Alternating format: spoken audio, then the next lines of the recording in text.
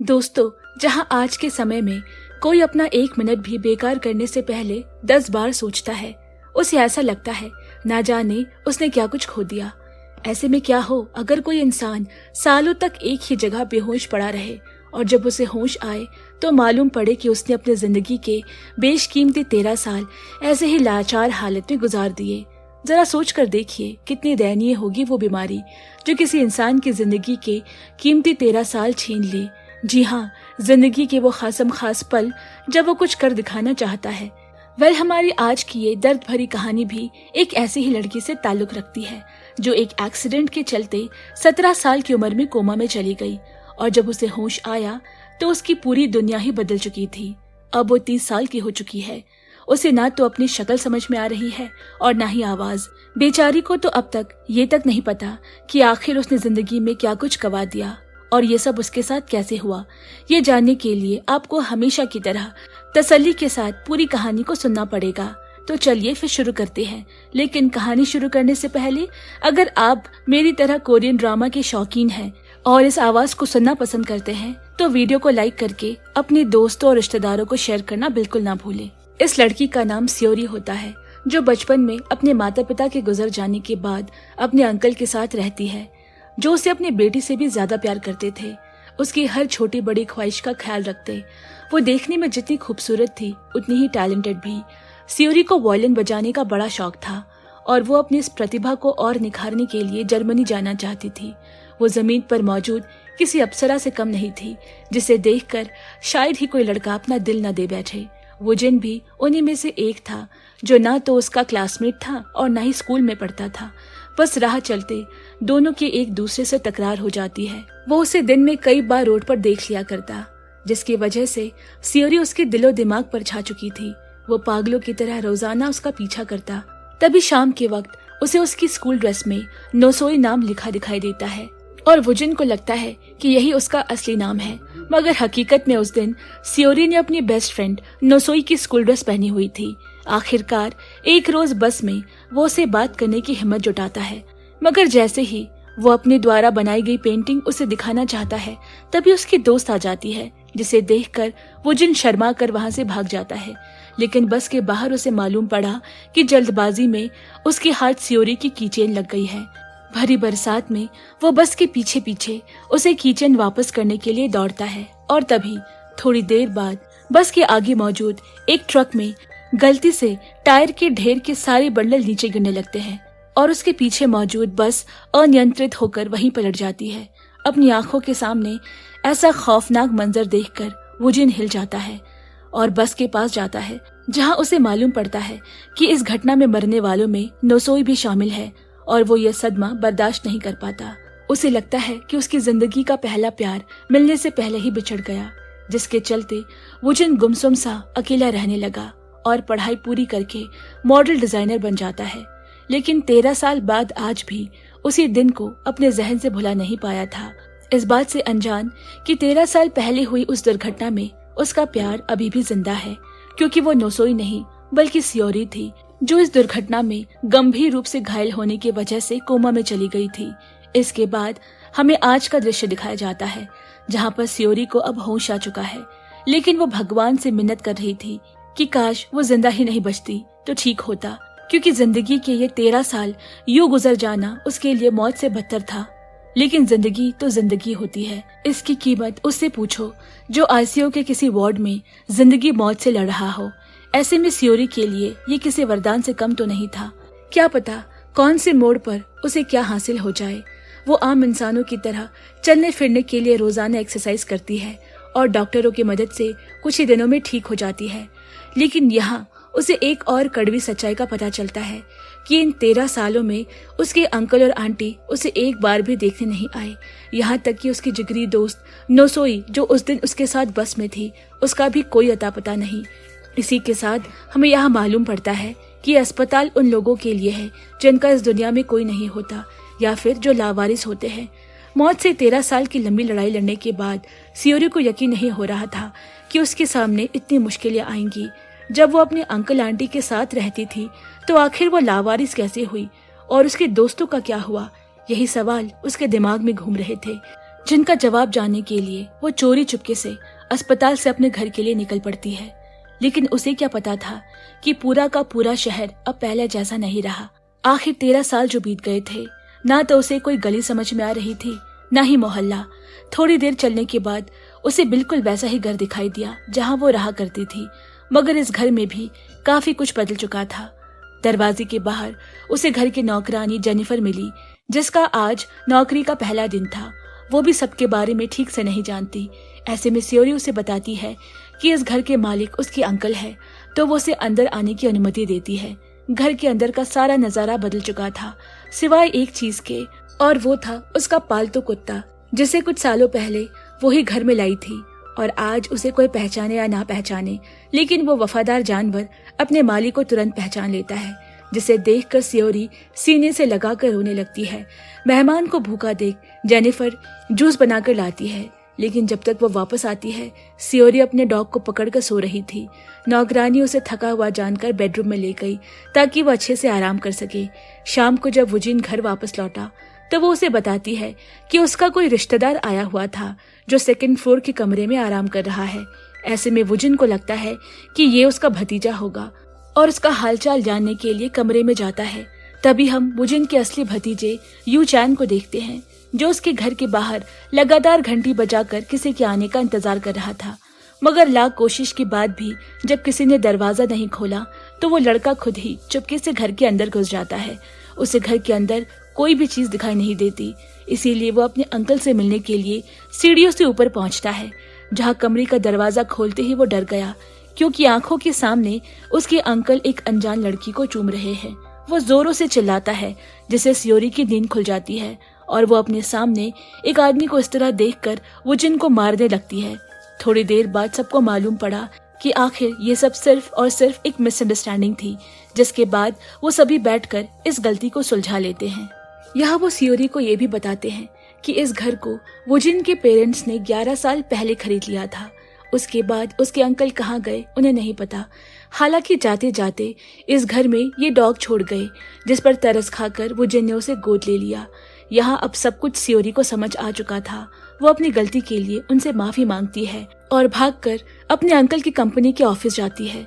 लेकिन अब बिल्डिंग पूरी तरीके से दूसरी कंपनी ने एक्वायर कर लिया है, जिसके बाद वो अपने अंकल के बारे में जानने के लिए पुलिस स्टेशन जाती है। लेकिन उसके पास खुद का पहचान पत्र ही नहीं होता, क्योंकि जब उसका एक्सीडेंट हुआ था तब वो सिर्फ 17 साल की थी और 18 साल से पहले इस देश में किसी का भी पहचान पत्र नहीं बनता। ऐसे में बिना पहचान पत्र के किसी के घर के अन्य सदस्यों का पता लगाना बेहद मुश्किल था। पुलिस वालों को लगता है कि वो कोई मेंटल पेशेंट है जो कि किसी कैंप से भाग कर आई है। सियोरी बिना वक्त गवाए अपने कुछ दोस्तों के घर जाती है, लेकिन वो भी अब वहाँ नहीं रहते। ऐसा लग रहा था कि 13 साल बाद उसकी पूरी दुनिया ही बदल गई है और वो किसी नई दुनिया में भटक रही है। हर तरफ सब कुछ अलग थलग नजर आ रहा था। ना रोड पहचानी जा पा रही है और ना ही कोई दुकान। बेचारी सियोरी पूरी रात ऐसे ही भटकती रही और फिर एक कंस्ट्रक्शन साइट पर बरसात से बचने के लिए पनाह लेती है। वहीं वुजिन ने काफी सालों बाद अपनी दाढ़ी और बाल काटे थे। वो बिल्कुल एक नौजवान लड़की की तरह लग रहा था, यहाँ तक कि उसकी नौकरानी जेनिफर भी उसे पहचान नहीं पा रही थी। सुबह जब सियोरी की आंख खुलती है तो उसे बड़ी तेज भूख लगती है। उसकी नजर बाहर लोगों को ब्रेकफास्ट करते देख रही थी, लेकिन उसके पास तो खाना खाने के लिए पैसे नहीं थे। तभी एक समाज सेविका उसके पास आती है और फ्री में खाने के प्लेट देकर लाइन में लगने के लिए कहती है। सियोरी राहगीरों के बीच लाइन में लग जाती है, लेकिन जैसे ही उसकी बारी आती है खाना खत्म हो चुका था और उसे बेइंतहा भूखा देखकर जो औरत खाना बांट रही थी वो उसे केक खाने को देती है। मगर इससे पहले कि वो ये केक खा पाती, सामने होल्डिंग को गिरा देखकर उसे सही करने के लिए केक को टेबल पर रखकर चली जाती है। इसी दौरान वहाँ वुजिन आता है और गलती से केक के ऊपर ही बैठ जाता है, जिसके कारण बेचारी सियोरी के मुंह का निवाला उसके सामने छिन जाता है। सियोरी देखकर काफी मायूस होती है और वुजिन के बदले हुए हुलिये की वजह से उसे पहचान भी नहीं पाती कि ये वही इंसान है जिसके घर में वो बीते रात अपने अंकल का घर समझकर गई थी। वुजिन उसे दूसरा खाना खरीदवाने के लिए एक दुकान के बाहर ले जाता है, लेकिन किस्मत की मारी दयालु सियोरी के सामने जा रही एक औरत के पैसे जमीन पर गिर जाते हैं, जिसे लौटाने के चक्कर में वो उसके पीछे पीछे कई किलोमीटर दूर चली जाती है और फिर अंत में अपना ही रास्ता भटक जाती है। थोड़ी दूर चलने के बाद एक बार फिर से उसे अपने अंकल का वही पुराना घर दिखता है, जहां उसे वुजन का भतीजा यूचैन मिलता है। सीधा सादा यूचैन सियोरी को घर में उसकी जरूरत का सामान ढूंढने में मदद करता है और अपने अंकल का ध्यान भटकाने की कोशिश करता है ताकि बेचारी सियोरी को उसकी खोई हुई अमानत वापस मिल जाए। थोड़े समय बाद जब घर में किसी की आहट सुनाई देती है तो योचैन को लगता है कि सियोरी अपना सामान ढूंढकर यहाँ से जा चुकी है। रात में जब सभी लोग सोने के लिए अपने अपने कमरों में जाते हैं तभी वुजिन को एक भयानक आवाज सुनाई देती है। जेनिफर भी इसे सुनकर डर जाती है। अंधेरा होने की वजह से उन्हें घर के भीतर कोई चलता हुआ नजर आ रहा था, जिसे देखकर सभी खौफ के मारे चिल्लाने लगते हैं, मगर हकीकत में वो सियोरी थी जो भूख की वजह से खाना चुराने के लिए ऐसे चल रही थी। नौकरानी को उसके भूखे होने का आभास हो जाता है और वो एक बार फिर उसे भरपेट खाना खिलाती है। लेकिन सबसे ज्यादा सोचने वाली बात तो ये थी कि आखिर इतने घंटे सियोरी घर के किसी कोने में छुपी हुई थी, जिसकी वजह से उसे कोई देख नहीं पाया कि घर में कोई खुफिया कमरा तो नहीं जिसके बारे में सिर्फ उसे पता हो। ज्यादा रात होने की वजह से योचैन अपने अंकल को उसे रात में वहीं पर ठहरने के लिए मना लेता है। हालांकि वुजिन किसी अजनबी को अपने घर में घुसने देना नहीं चाहता था, लेकिन वो अपने भतीजे योचैन की बात कभी नहीं टालता था। इसीलिए एक रात के लिए सियोरी को घर में सोने की इजाजत दे देता है। रात को सियोरी गार्डन में अपने डॉग को गोद में लिए कभी घर को निहारती तो कभी आसमान में चमकते तारों को। वो ऐसा बचपन में भी यहाँ बैठकर किया करती थी। इसी दौरान उससे मिलने के लिए योचैन आता है, जिसे वो बताती है कि किसी समय वो इस दुनिया की सबसे खुशकिस्मत लड़की हुआ करती थी। उसके पिता ने ये घर इसी हिसाब से बनवाया था ताकि वो यहाँ आराम से वॉयलिन प्रैक्टिस कर सके, मगर एक रोज एक्सीडेंट के चलते उसके माता पिता की मौत हो गई। हालांकि माता पिता के जाने के बाद भी अंकल और आंटी उसे बेइंतहा प्यार करते थे, लेकिन 13 साल की इस गहरी नींद के बाद जब वो उठी तो उसके सारे अपने खो चुके थे। योचैन को उसका दर्द बेहद भावुक कर देता है, लेकिन वो चाहकर भी उसे यहाँ रोक नहीं सकता। अगले दिन जब सियोरी घर से जाने लगती है तो नौकरानी उसे कुछ खाने पीने का सामान सौंप कर कहती है जब कभी भूख लगे तो वो यहाँ बेझिझक खाना खाने के लिए आ सकती है। घर के बाहर कुछ लोग वुजिन से मिलने के लिए आए थे। वो देखने में बिल्डर लग रहे थे जो जल्द ही उस घर को खरीदना चाहते थे। शायद वुजिन के पिता घर को बेचना चाह रहे हैं, जिसे खरीद कर वो लोग यहाँ पर एक बिल्डिंग बनाएंगे। ये सुनकर सियोरी को काफी बुरा लगता है और वो वहाँ से जाने लगती है। तभी वो डॉग उसके पीछे पीछे भागता है और डॉग को पकड़ने के लिए यूचैन और उसके अंकल वुजिन भी आ जाते हैं। इसी दौरान रास्ते में एक मोटर बाइक वाला अचानक आ गया, लेकिन सियोरी समय रहते कूदकर डॉग को पकड़ लेती है। दोनों को इस तरह रोड पर लेटा देखकर दोनों चाचा भतीजे सहम उठते हैं, क्योंकि वहां पर ढेर सारा खून पड़ा हुआ था। तभी सियोरी उठती है और उन्हें बताती है कि डरने की कोई जरूरत नहीं, ये खून नहीं बल्कि जेनिफर के द्वारा दिया गया अंगूर का जूस था, जो कि डॉग को बचाने के चक्कर में रोड पर गिर गया। पहले से सियोरी की तरफदारी कर रहा यूचैन के दिमाग में एक आइडिया आता है और वो अपने अंकल से उसे कुछ और दिन के लिए घर में रहने के लिए कहता है, क्योंकि उसने उनकी डॉग की जान बचाई थी। लेकिन वुजिन इसके लिए तैयार नहीं था, जिसके बाद यूचैन अंकल्स को समझाता है कि अगर उसे घर पर रहने नहीं दे सकते तो उसे उसका डॉग दे दे, आखिर वही उसकी असली मालकिन है। ये सुनकर वुजिन थोड़ा हड़बड़ा जाता है, क्योंकि वो भी उस डॉग से प्यार करता था। ऐसे में वो उसे कैसे छोड़ सकता है। इसीलिए यूचैन के कहने पर भेगर सियोरी को और 1 महीने के लिए उसके घर में रहने की इजाजत दे देता है। वहीं अब अस्पताल में सियोरी के दोस्त ह्योंगताई को देखते हैं, जो कि इकलौता शख्स है जिसको न केवल सियोरी के घर वालों के बारे में थोड़ा बहुत पता है, बल्कि उसके हॉस्पिटल के पिछले 13 सालों से खर्चा भी वही उठा रहा था। ह्योंगताई मेडिकल का स्टूडेंट है। जब उसे मालूम पड़ता है कि सियोरी कोमा से बाहर आ गई है तो वो फौरन उसे मिलने के लिए जाता है, लेकिन यहाँ उसे पता लगता है कि वो अस्पताल से लापता है। ह्योंगताई अपने कुछ पुराने दोस्तों के घर जाता है, क्योंकि उसे लगता है कि सियोरी ढूंढते ढूंढते यहाँ जरूर आई होगी। वेल, ऐसा ही हुआ था, लेकिन उन लोगों ने उसे पहचानने से मना कर दिया। ऐसे में ह्योंगताई उसे अपना कार्ड देकर कहता है कि अगर वो लड़की दोबारा मिले तो इस नंबर पर कॉल करे और उसे इन्फॉर्म कर दे। उधर सियोरी को उसका पुराना वही वायलिन मिलता है, जिसे बचपन में वो बजाकर सभी को अपना दीवाना बना दिया करती थी, मगर सालों से ऐसे पड़े रहने की वजह से उसे मरम्मत की जरूरत थी। वो एक दुकान में वायलिन को ठीक करवाने के लिए भी जाती है, लेकिन जब दुकानदार उसे इसे ठीक करने का पूरा खर्च बताता है तो बेचारी दंग रह जाती है। उसे यकीन नहीं होता कि इतने सालों में महंगाई इतनी बढ़ गई है। इसीलिए वो वायलिन अपने साथ घर वापस ले आई, लेकिन इसे उसकी माँ ने गिफ्ट किया था। ये उनकी आखिरी निशानी है जिसे वो इस तरह तो नहीं रख सकती। ऐसे में सियोरी कुछ पैसे कमाने की सोचती है ताकि इसे रिपेयर करवा सके। इसके लिए वो योचैन की मदद लेती है, लेकिन उसके रेज्यूमे में 13 साल का लंबा गैप किसी भी नौकरी के लिए सूट नहीं कर रहा था। वो जहाँ जहाँ जाती लोग उसकी उम्र की वजह से उसे साफ शब्दों में मना कर देते। सियोरी एक स्कूल में वायलिन टीचर के लिए भी अप्लाई करती है, लेकिन कई सालों तक वायलिन ना बजा पाने की वजह से वो किसी भी गाने की धुन को पूरा नहीं उतार पा रही थी। इसके कारण उसका इंटरव्यू कुछ खास नहीं जाता। इस वजह से सियोरी काफी दुखी भी होती है। अगली सुबह घर पे सबको अचानक किसी के जोरों से हंसने की आवाज आती है, जैसे कि वो किसी शैतान की तरह खुशी मना रही हो। नीचे जाकर देखने में वो सियोरी नजर आती है, जिसे स्कूल में 3 हफ्तों के लिए बतौर वायलिन टीचर का काम मिल चुका था। हालांकि इन 3 हफ्तों में वो ज्यादा कुछ तो नहीं कमा पाएगी, लेकिन इससे उसकी माँ का दिया हुआ वायलिन जरूर बन जाएगा। जल्दी जल्दी में सियोरी तुरंत वायलिन को लेकर उसे दुकानदार के पास जाती है और उसे बनाने के लिए देकर कहती है कि मैं इसे 3 हफ्ते बाद लेने के लिए वापस आऊंगी। उधर घर में गलती से वुजिन से जेनिफर का कॉल उठ जाता है, जो कि उसी स्कूल की प्रिंसिपल का था जिसने कुछ देर पहले इस नंबर पर सियोरी को खुशखबरी देने के लिए बतौर वायलिन टीचर नियुक्त किया था।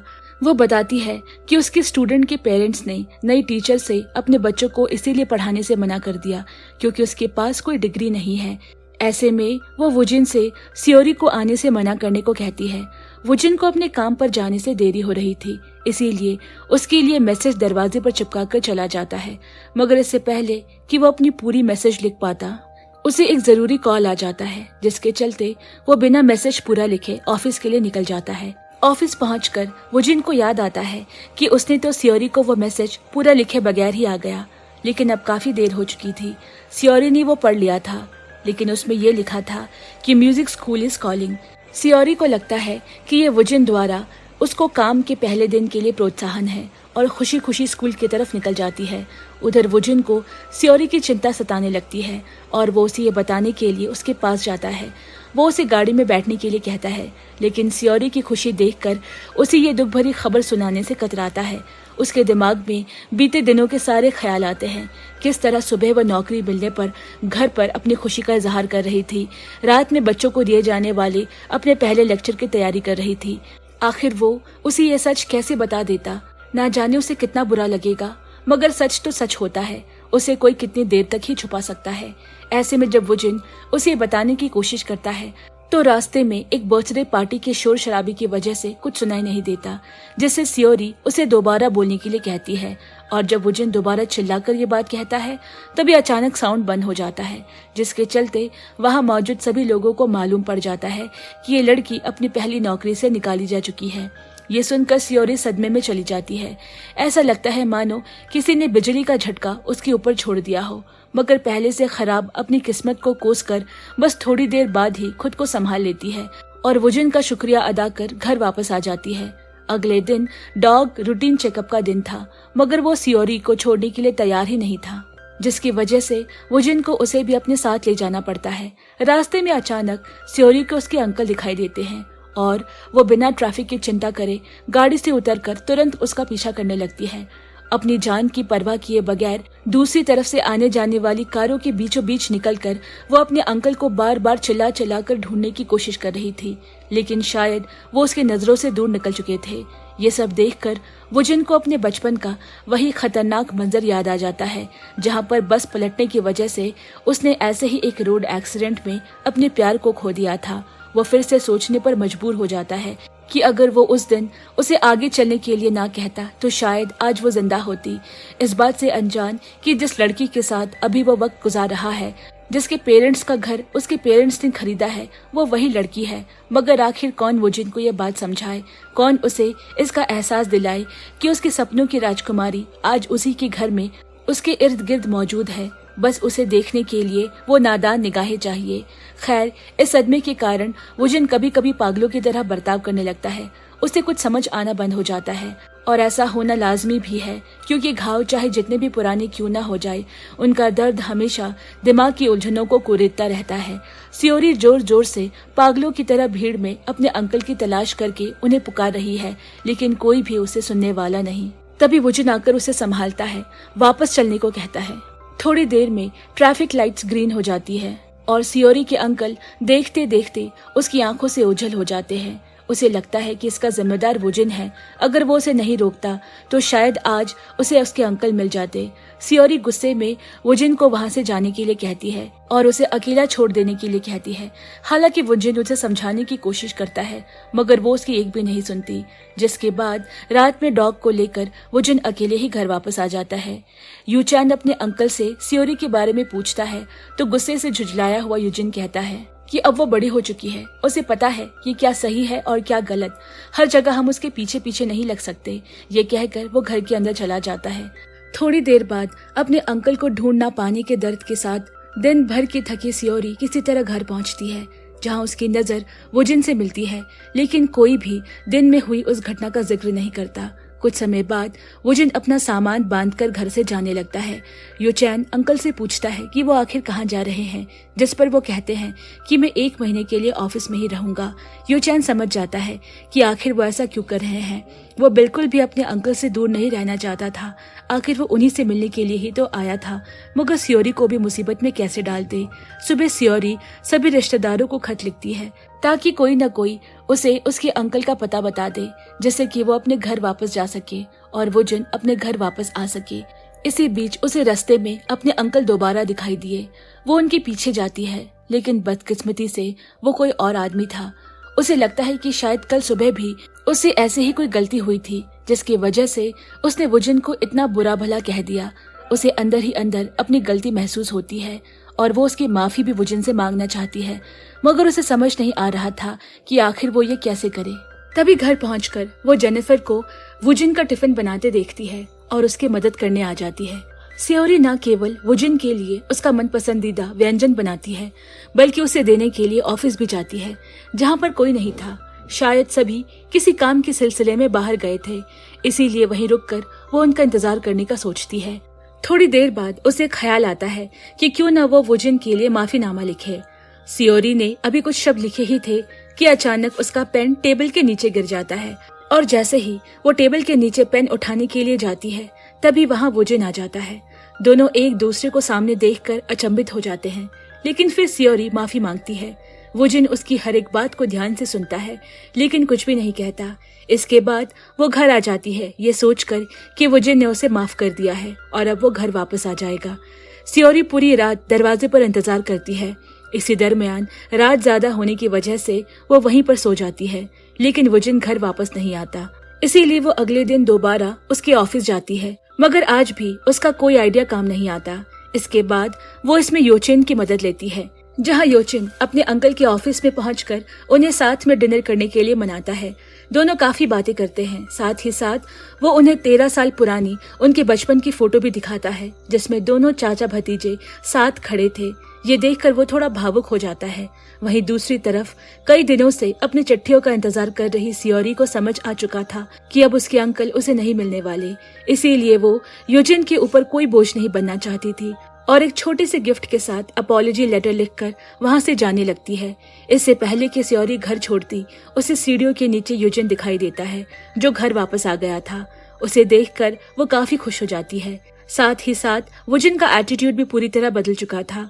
वो सियोरी से मीठी मीठी बातें करता है और बताता है कि अगली बार डॉग को खाना दे तो उसमें जैम मिला दे, इससे उसका खाना जल्दी डाइजेस्ट हो जाता है। इसके अलावा वो सियोरी को जब तक उसका मन करे यहाँ रहने को कहता है और ये बोलकर कमरे में वापस जाने लगता है।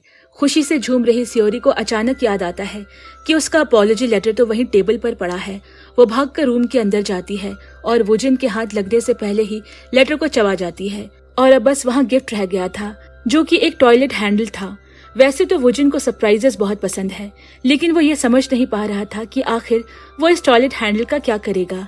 जिस पर सियोरी उसे बताती है कि इस कमरे के ऊपर एक एयर रूफ है, जो कि उसके पिता ने उसके लिए खास तौर पर बनवाया था, लेकिन बचपन में गलती से उसने उसका हैंडल तोड़ दिया था और तभी से वो इस टॉयलेट हैंडल से उसे खोला करती थी।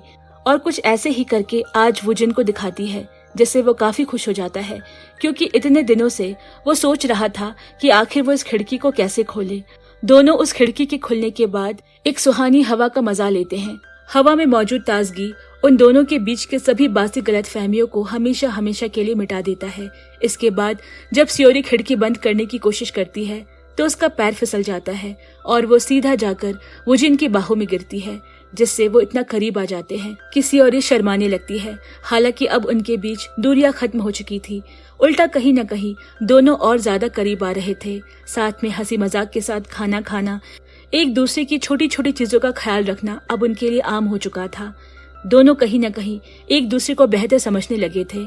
इसी दौरान हम उसके घर के बाहर एक अनजान औरत को देखते हैं जो बेहद खुफिया तरीके से अंदर झांक रही थी। लेकिन ये औरत कौन थी और इस घर से उसका क्या नाता है?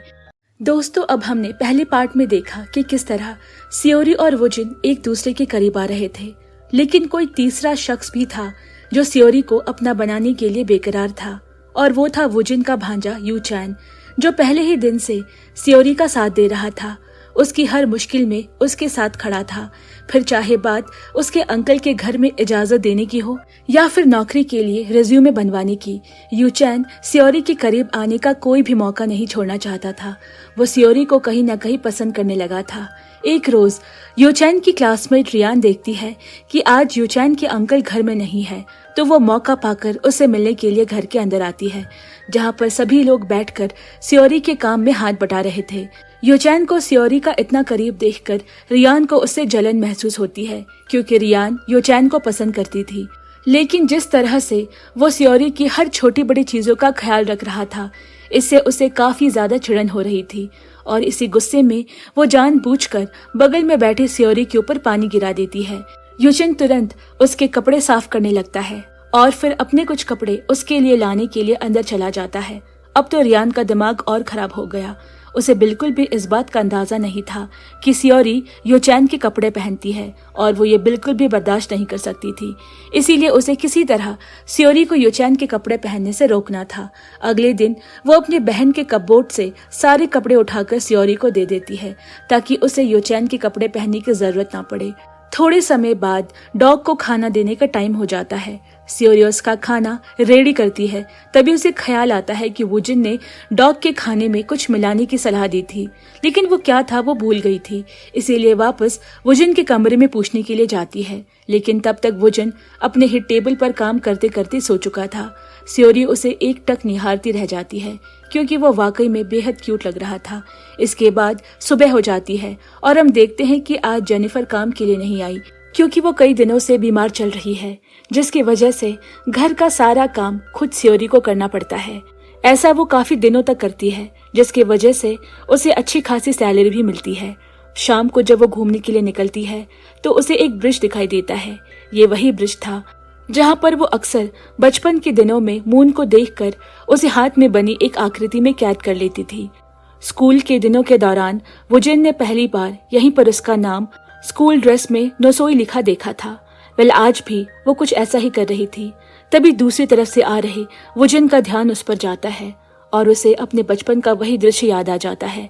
ये वही लड़की थी जिसके प्यार में वो पागल था, लेकिन वो तो मर चुकी थी। फिर आखिर ये कौन है? ये सोचते सोचते वो फिर से सदमे में चला गया और भागकर ऑफिस में जाता है।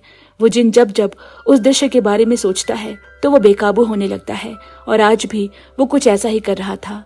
थोड़े समय बाद वो खुद को संभाल कर उस दिन की दुर्घटना में मरे लोगों के बारे में खोजबीन करता है, और यहाँ से उसे 13 साल पहले नोसोई का नाम दिखाई पड़ता है। यहाँ तक कि वुजिन उसके दाह संस्कार में भी गया था, मगर अपनी आंखों के सामने उसे दफन होते देखने की हिम्मत नहीं जुटा पाता, जिसकी वजह से वह भागकर वापस आ जाता है। पुरानी सभी यादें एक बार ताज़ा होने की वजह से वुजिन की तबीयत बिगड़ने लगती है। उसे समझ नहीं आता कि आखिर नोसोई उस एक्सीडेंट में मर गई तो ये लड़की कौन है जो बिल्कुल उसी की तरह बर्ताव कर रही है। खुद की इन उलझनों में वो इतना फंस जाता है कि दोबारा अपने साइकियाट्रिस्ट को दिखाने पर मजबूर हो जाता है, जहां पर उसे सलाह देते हैं कि कुछ महीनों के लिए वो उस लड़की से दूर हो जाए, क्योंकि जब जब वो सियोरी के साथ रहा है उसे एंजाइटी अटैक का सामना करना पड़ा है। कुछ ही महीनों में वुजन की कंपनी एक म्यूजिक फेस्टिवल ऑर्गेनाइज करने वाली थी, जिनमें उन्हें और भी लोगों को शामिल करने की जरूरत थी। तभी कंपनी के ऑफिस में एक महिला का कॉल आता है, जो उसे लड़की के बारे में पूछती है जिसने कुछ दिन पहले उससे बात की थी। कंपनी की को-फाउंडर हेसो उसे बताती है कि यहाँ पर मेरे अलावा कोई भी महिला काम नहीं करती, लेकिन वो उस औरत की आवाज अच्छे से पहचानती है। तभी उसे ध्यान आता है कि शायद ये सियोरी होगी, जो कुछ दिनों पहले वुजन को ढूंढने के लिए ऑफिस में आई थी और इसी दौरान उसने उस कस्टमर का फोन उठाया होगा। अब जो कि सियोरी वॉयलिन बजाने में एक्सपर्ट थी, इसीलिए उसे योचिन की सलाह पर कंपनी के क्लासिकल म्यूजिक डिपार्टमेंट का इंचार्ज बना दिया जाता है, यानी कि उसे यहाँ पर नौकरी मिल चुकी है। वुजन उसके लिए आपत्ति भी करता है, लेकिन हेसो बॉस थी, इसीलिए उसके बाद कोई नहीं टाल सकता था। वुजन सियोरी से जितना दूर रहने की कोशिश करता, वो उसके और पास आ जाती और अब रोजाना ऑफिस में उसे उसका चेहरा देखना पड़ता, जिसकी वजह से वुजन ने ऑफिस जाना ही कम कर दिया। अब ना तो वो घर पर रहता था, ना ही ऑफिस में, बल्कि इधर उधर के काम से बाहर ही निकला रहता था। कभी रोड पर अपनी लत के कारण जहाँ देखो इंची टेप से चीजों का साइज मेजर करने लगता, तो कहीं किसी कैफे में बैठकर क्लाइंट्स की बोरिंग बातें सुनता। वहीं दूसरी तरफ यूचान, जो कि अपने से 11 साल बड़ी सियोरी को दिल दे बैठा था, वो उसकी खुशी के लिए कुछ भी करने के लिए तैयार था। इनफैक्ट उसकी नौकरी मिलने की खुशी में उसने पूरे घर को डेकोरेट किया। वही जेनिफर को जब ये बात पता चली, तो वो उसे एक नए जोड़े की सैंडल तोहफे के रूप में भेंट करती है। बस कमी थी तो सिर्फ प्यार की, जो सियोरी को वुजन से चाहिए था, मगर अपने पुराने हादसे की वजह से वो उससे दूर रहने में ही अपनी भलाई समझता है। रोजाना की इन हरकतों से तंग आकर एक रोज सियोरी खुद वुजन से पूछ बैठती है कि आखिर उसने ऐसा क्या गलत किया है जिसकी वजह से वो उसे देखना भी पसंद नहीं कर रहा। वो तो उसके साथ काम करने से इतनी खुश है कि जैसे उसकी सालों की तमन्ना पूरी हो गई हो। बेचारी कुछ ना करने पर भी उसे माफी मांगती है और कहती है, प्लीज मेरे साथ ऐसा मत करो, अगर मैंने कुछ किया है तो मुझे माफ कर दो। तुम्हारे बिना मेरी जिंदगी अधूरी है, क्योंकि तुम ही वो इकलौते शख्स हो जिसने मुझे मेरे बुरे वक्त में सहारा दिया। अब इस तरह मुझसे मुंह मत फेरो। वुजन फिर भी उसकी एक नहीं सुनता और गाड़ी में बैठकर निकल जाता है, ये सोचकर कि उनके बीच सब खत्म हो चुका है, इस बात से अनजान कि अभी भी भगवान ने उन दोनों को एक ही धागे में बांधा हुआ है। इस दौरान हेसियो का उसे कॉल आता है, जो वुजन के साथ उसे फौरन कंपनी में बुलाती है, क्योंकि एक बहुत बड़ी प्रॉब्लम हो गई थी। दरअसल जो फ्लोर कॉन्सर्ट के लिए आई थी वो सबसे ज्यादा चिकनी थी, जिसकी वजह से स्टेज में काफी फिसलन हो रही थी। ऐसे में सियोरी और बाकी लोग जल्दी जल्दी में वहां मौजूद कुछ हिस्से को हाथों से स्क्रब करते हैं ताकि फ्रिक्शन को कम किया जा सके, और फिर सभी अपने सबसे बड़े क्लाइंट जिम किम के शो के लिए निकल जाते हैं। ये शो इतना कमाल का था कि सियोरी जिम के वॉयलिन की धुन से मोहित हो जाती है। कॉन्सर्ट खत्म होने के बाद जब उसकी मुलाकात जिम किम से होती है तो सभी उसे हाथ मिलाते हैं, लेकिन फ्लोर क्लीन करने की वजह से उसके हाथ गंदे होने के साथ थोड़े बहुत जख्मी भी होंगे, जिस वजह से वो उसे हाथ मिलाना सही नहीं समझती। तभी हीसो जिम किम को सियोरी से रूबरू करवाती है और यहाँ हमें जिम किम के दिल के अंदर अपने कॉम्पिटिटर को लेकर जलन साफ साफ नजर आता है, क्योंकि सालों पहले होने वाले शो में वो उसके सामने परफॉर्म करने वाली थी। इसके बाद सियोरी और वुजन एक साथ घर पहुंचते हैं, जहाँ पर यूचान की नजर सियोरी के फटे हाथ पर जाती है। वो अच्छे से जानता था कि वॉयलिन आर्टिस्ट के लिए उसका हाथ कितना जरूरी होता है। यूचैन घर के कोने में उसके हाथ में लगाने के लिए दवाइयाँ ढूंढता है, लेकिन कहीं नहीं मिलती, जिसकी वजह से वो भरी बरसात में बाहर मेडिसिन लेने के लिए पहुंच जाता है। और जब तक घर वापस आया तो देखता है कि जेनिफर ने उसके हाथों में मलहम लगाकर सुला दिया है। यहाँ यूचैन को महसूस होता है कि वो पहले जैसा नहीं रहा, क्योंकि इस तरह किसी लड़की के लिए इस हद तक गुजर जाना वाकई में कहीं से भी नॉर्मल नहीं था। आज सुबह सियोरी ढेर सारे प्याज छीलने लगी। ये वो इसलिए नहीं कर रही थी कि ये उसका काम है, बल्कि वो आज इसीलिए कर रही थी क्योंकि उसे रोना था, और ऐसे रोना था कि कोई पहचान न पाए। मगर लाख कोशिश के बाद भी उसकी ये कीमती आंसू वुजन से नहीं छिप पाते, क्योंकि उसने उसके साथ खुशी के वो हर पल गुजारे थे जो दुख और सुख के बीच के फर्क को अच्छे से समझ सकते हैं। सियोरी को इस तरह रोता देख उसे भी काफी दुख होता है और वो अपने हाथों से उसके आंसू पोंछने लगता है। इस दौरान उसका पैर फिसल जाता है और ये रोमांटिक सा पल अचानक से एक हंसी मजाक में बदल जाता है। इसके बाद शाम को दोनों एक दूसरे के हाथों में हाथ डालकर पार्क में घूमने चले जाते हैं। दोनों एक दूसरे से काफी बातें करते हैं। तभी उन्हें एक ड्रिंक करने का ख्याल आता है।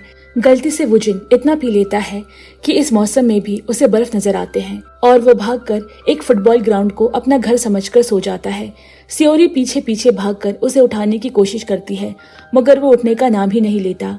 जिसके बाद वो एक कार्डबोर्ड से बनी हाथ गाड़ी से उसे घर तक घसीट कर ले जाती है, जहाँ पर जेनिफर आकर उसकी मदद करती है। तब कहीं जाकर वुजिन अपने रूम में चैन की नींद सो पाता है।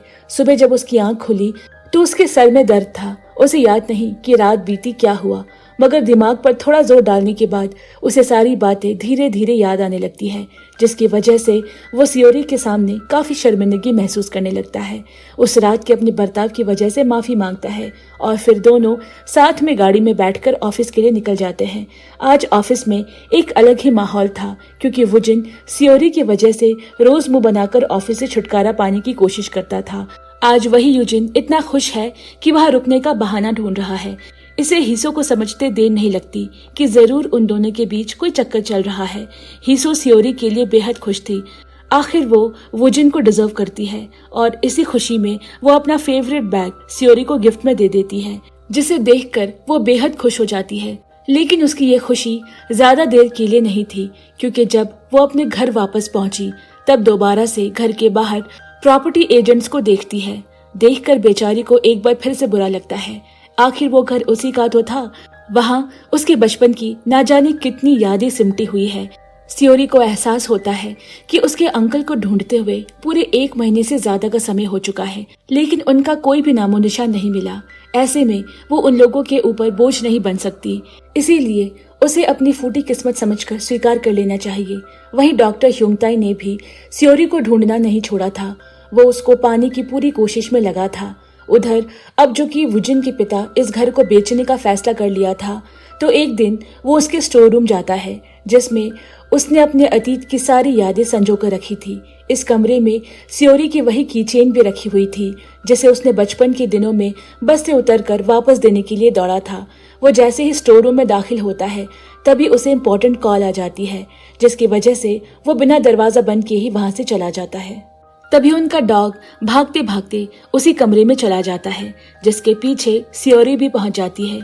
यहाँ उसे धूल मिट्टी खाई हुई काफी चीजें दिखाई देती है, जिनमें एक लड़की की पेंटिंग भी थी।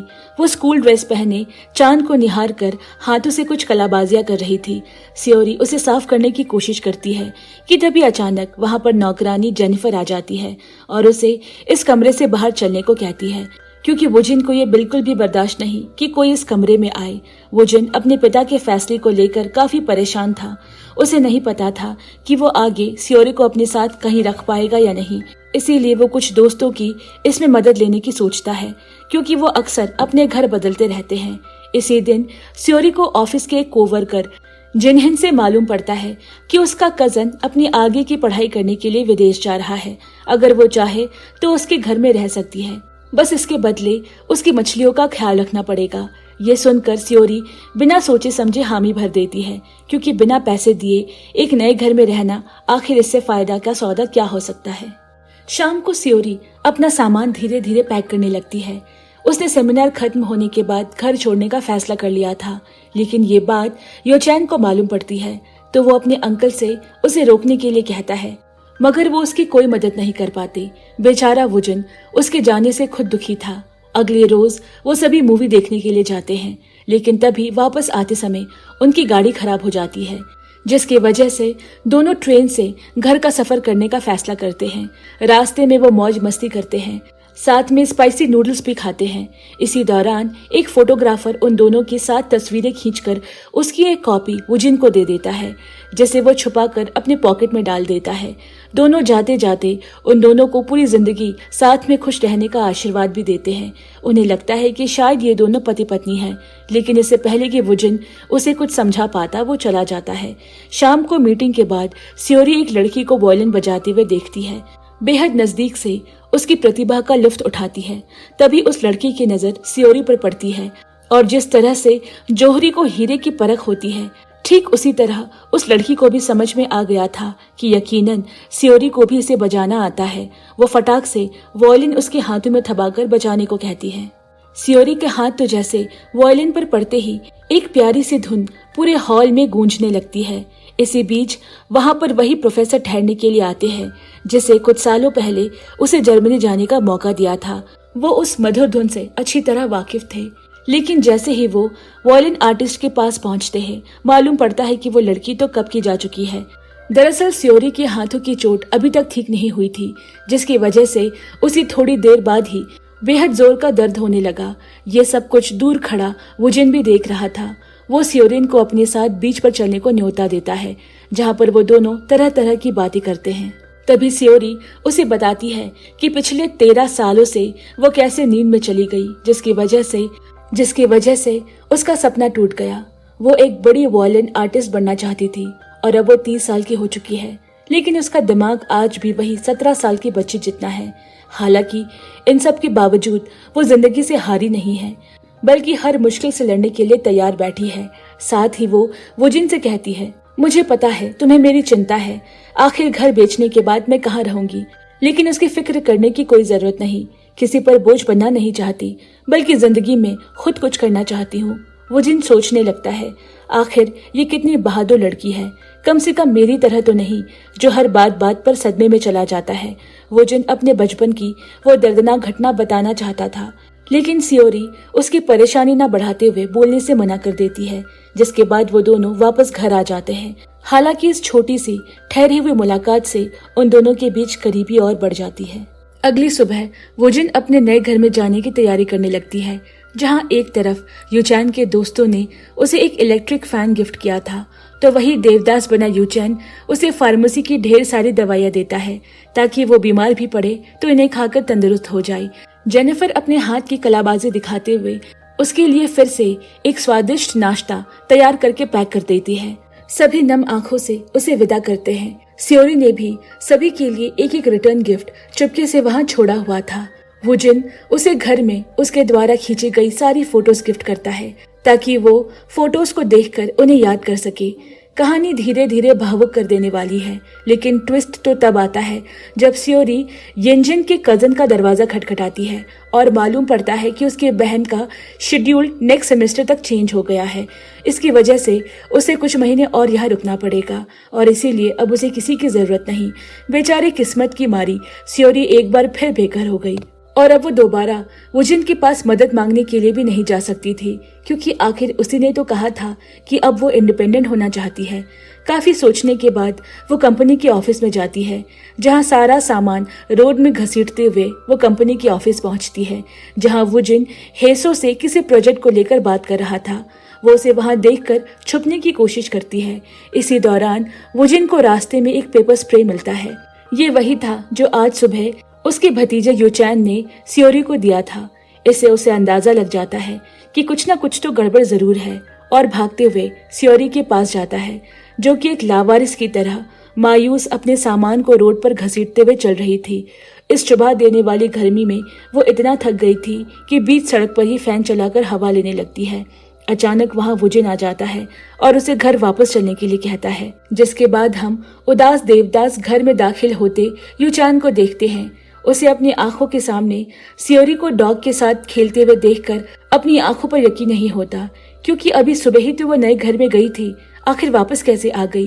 वो खुद को चुटकी काटता है और फिर सामने सियोरी उससे बात करती है, जिसके बाद वो खुशी से कूद पड़ता है और सभी गले लगकर घर की रौनक दोबारा बढ़ा देते हैं। ऐसा लग रहा था मानो वापस कोई त्योहार आ गया हो।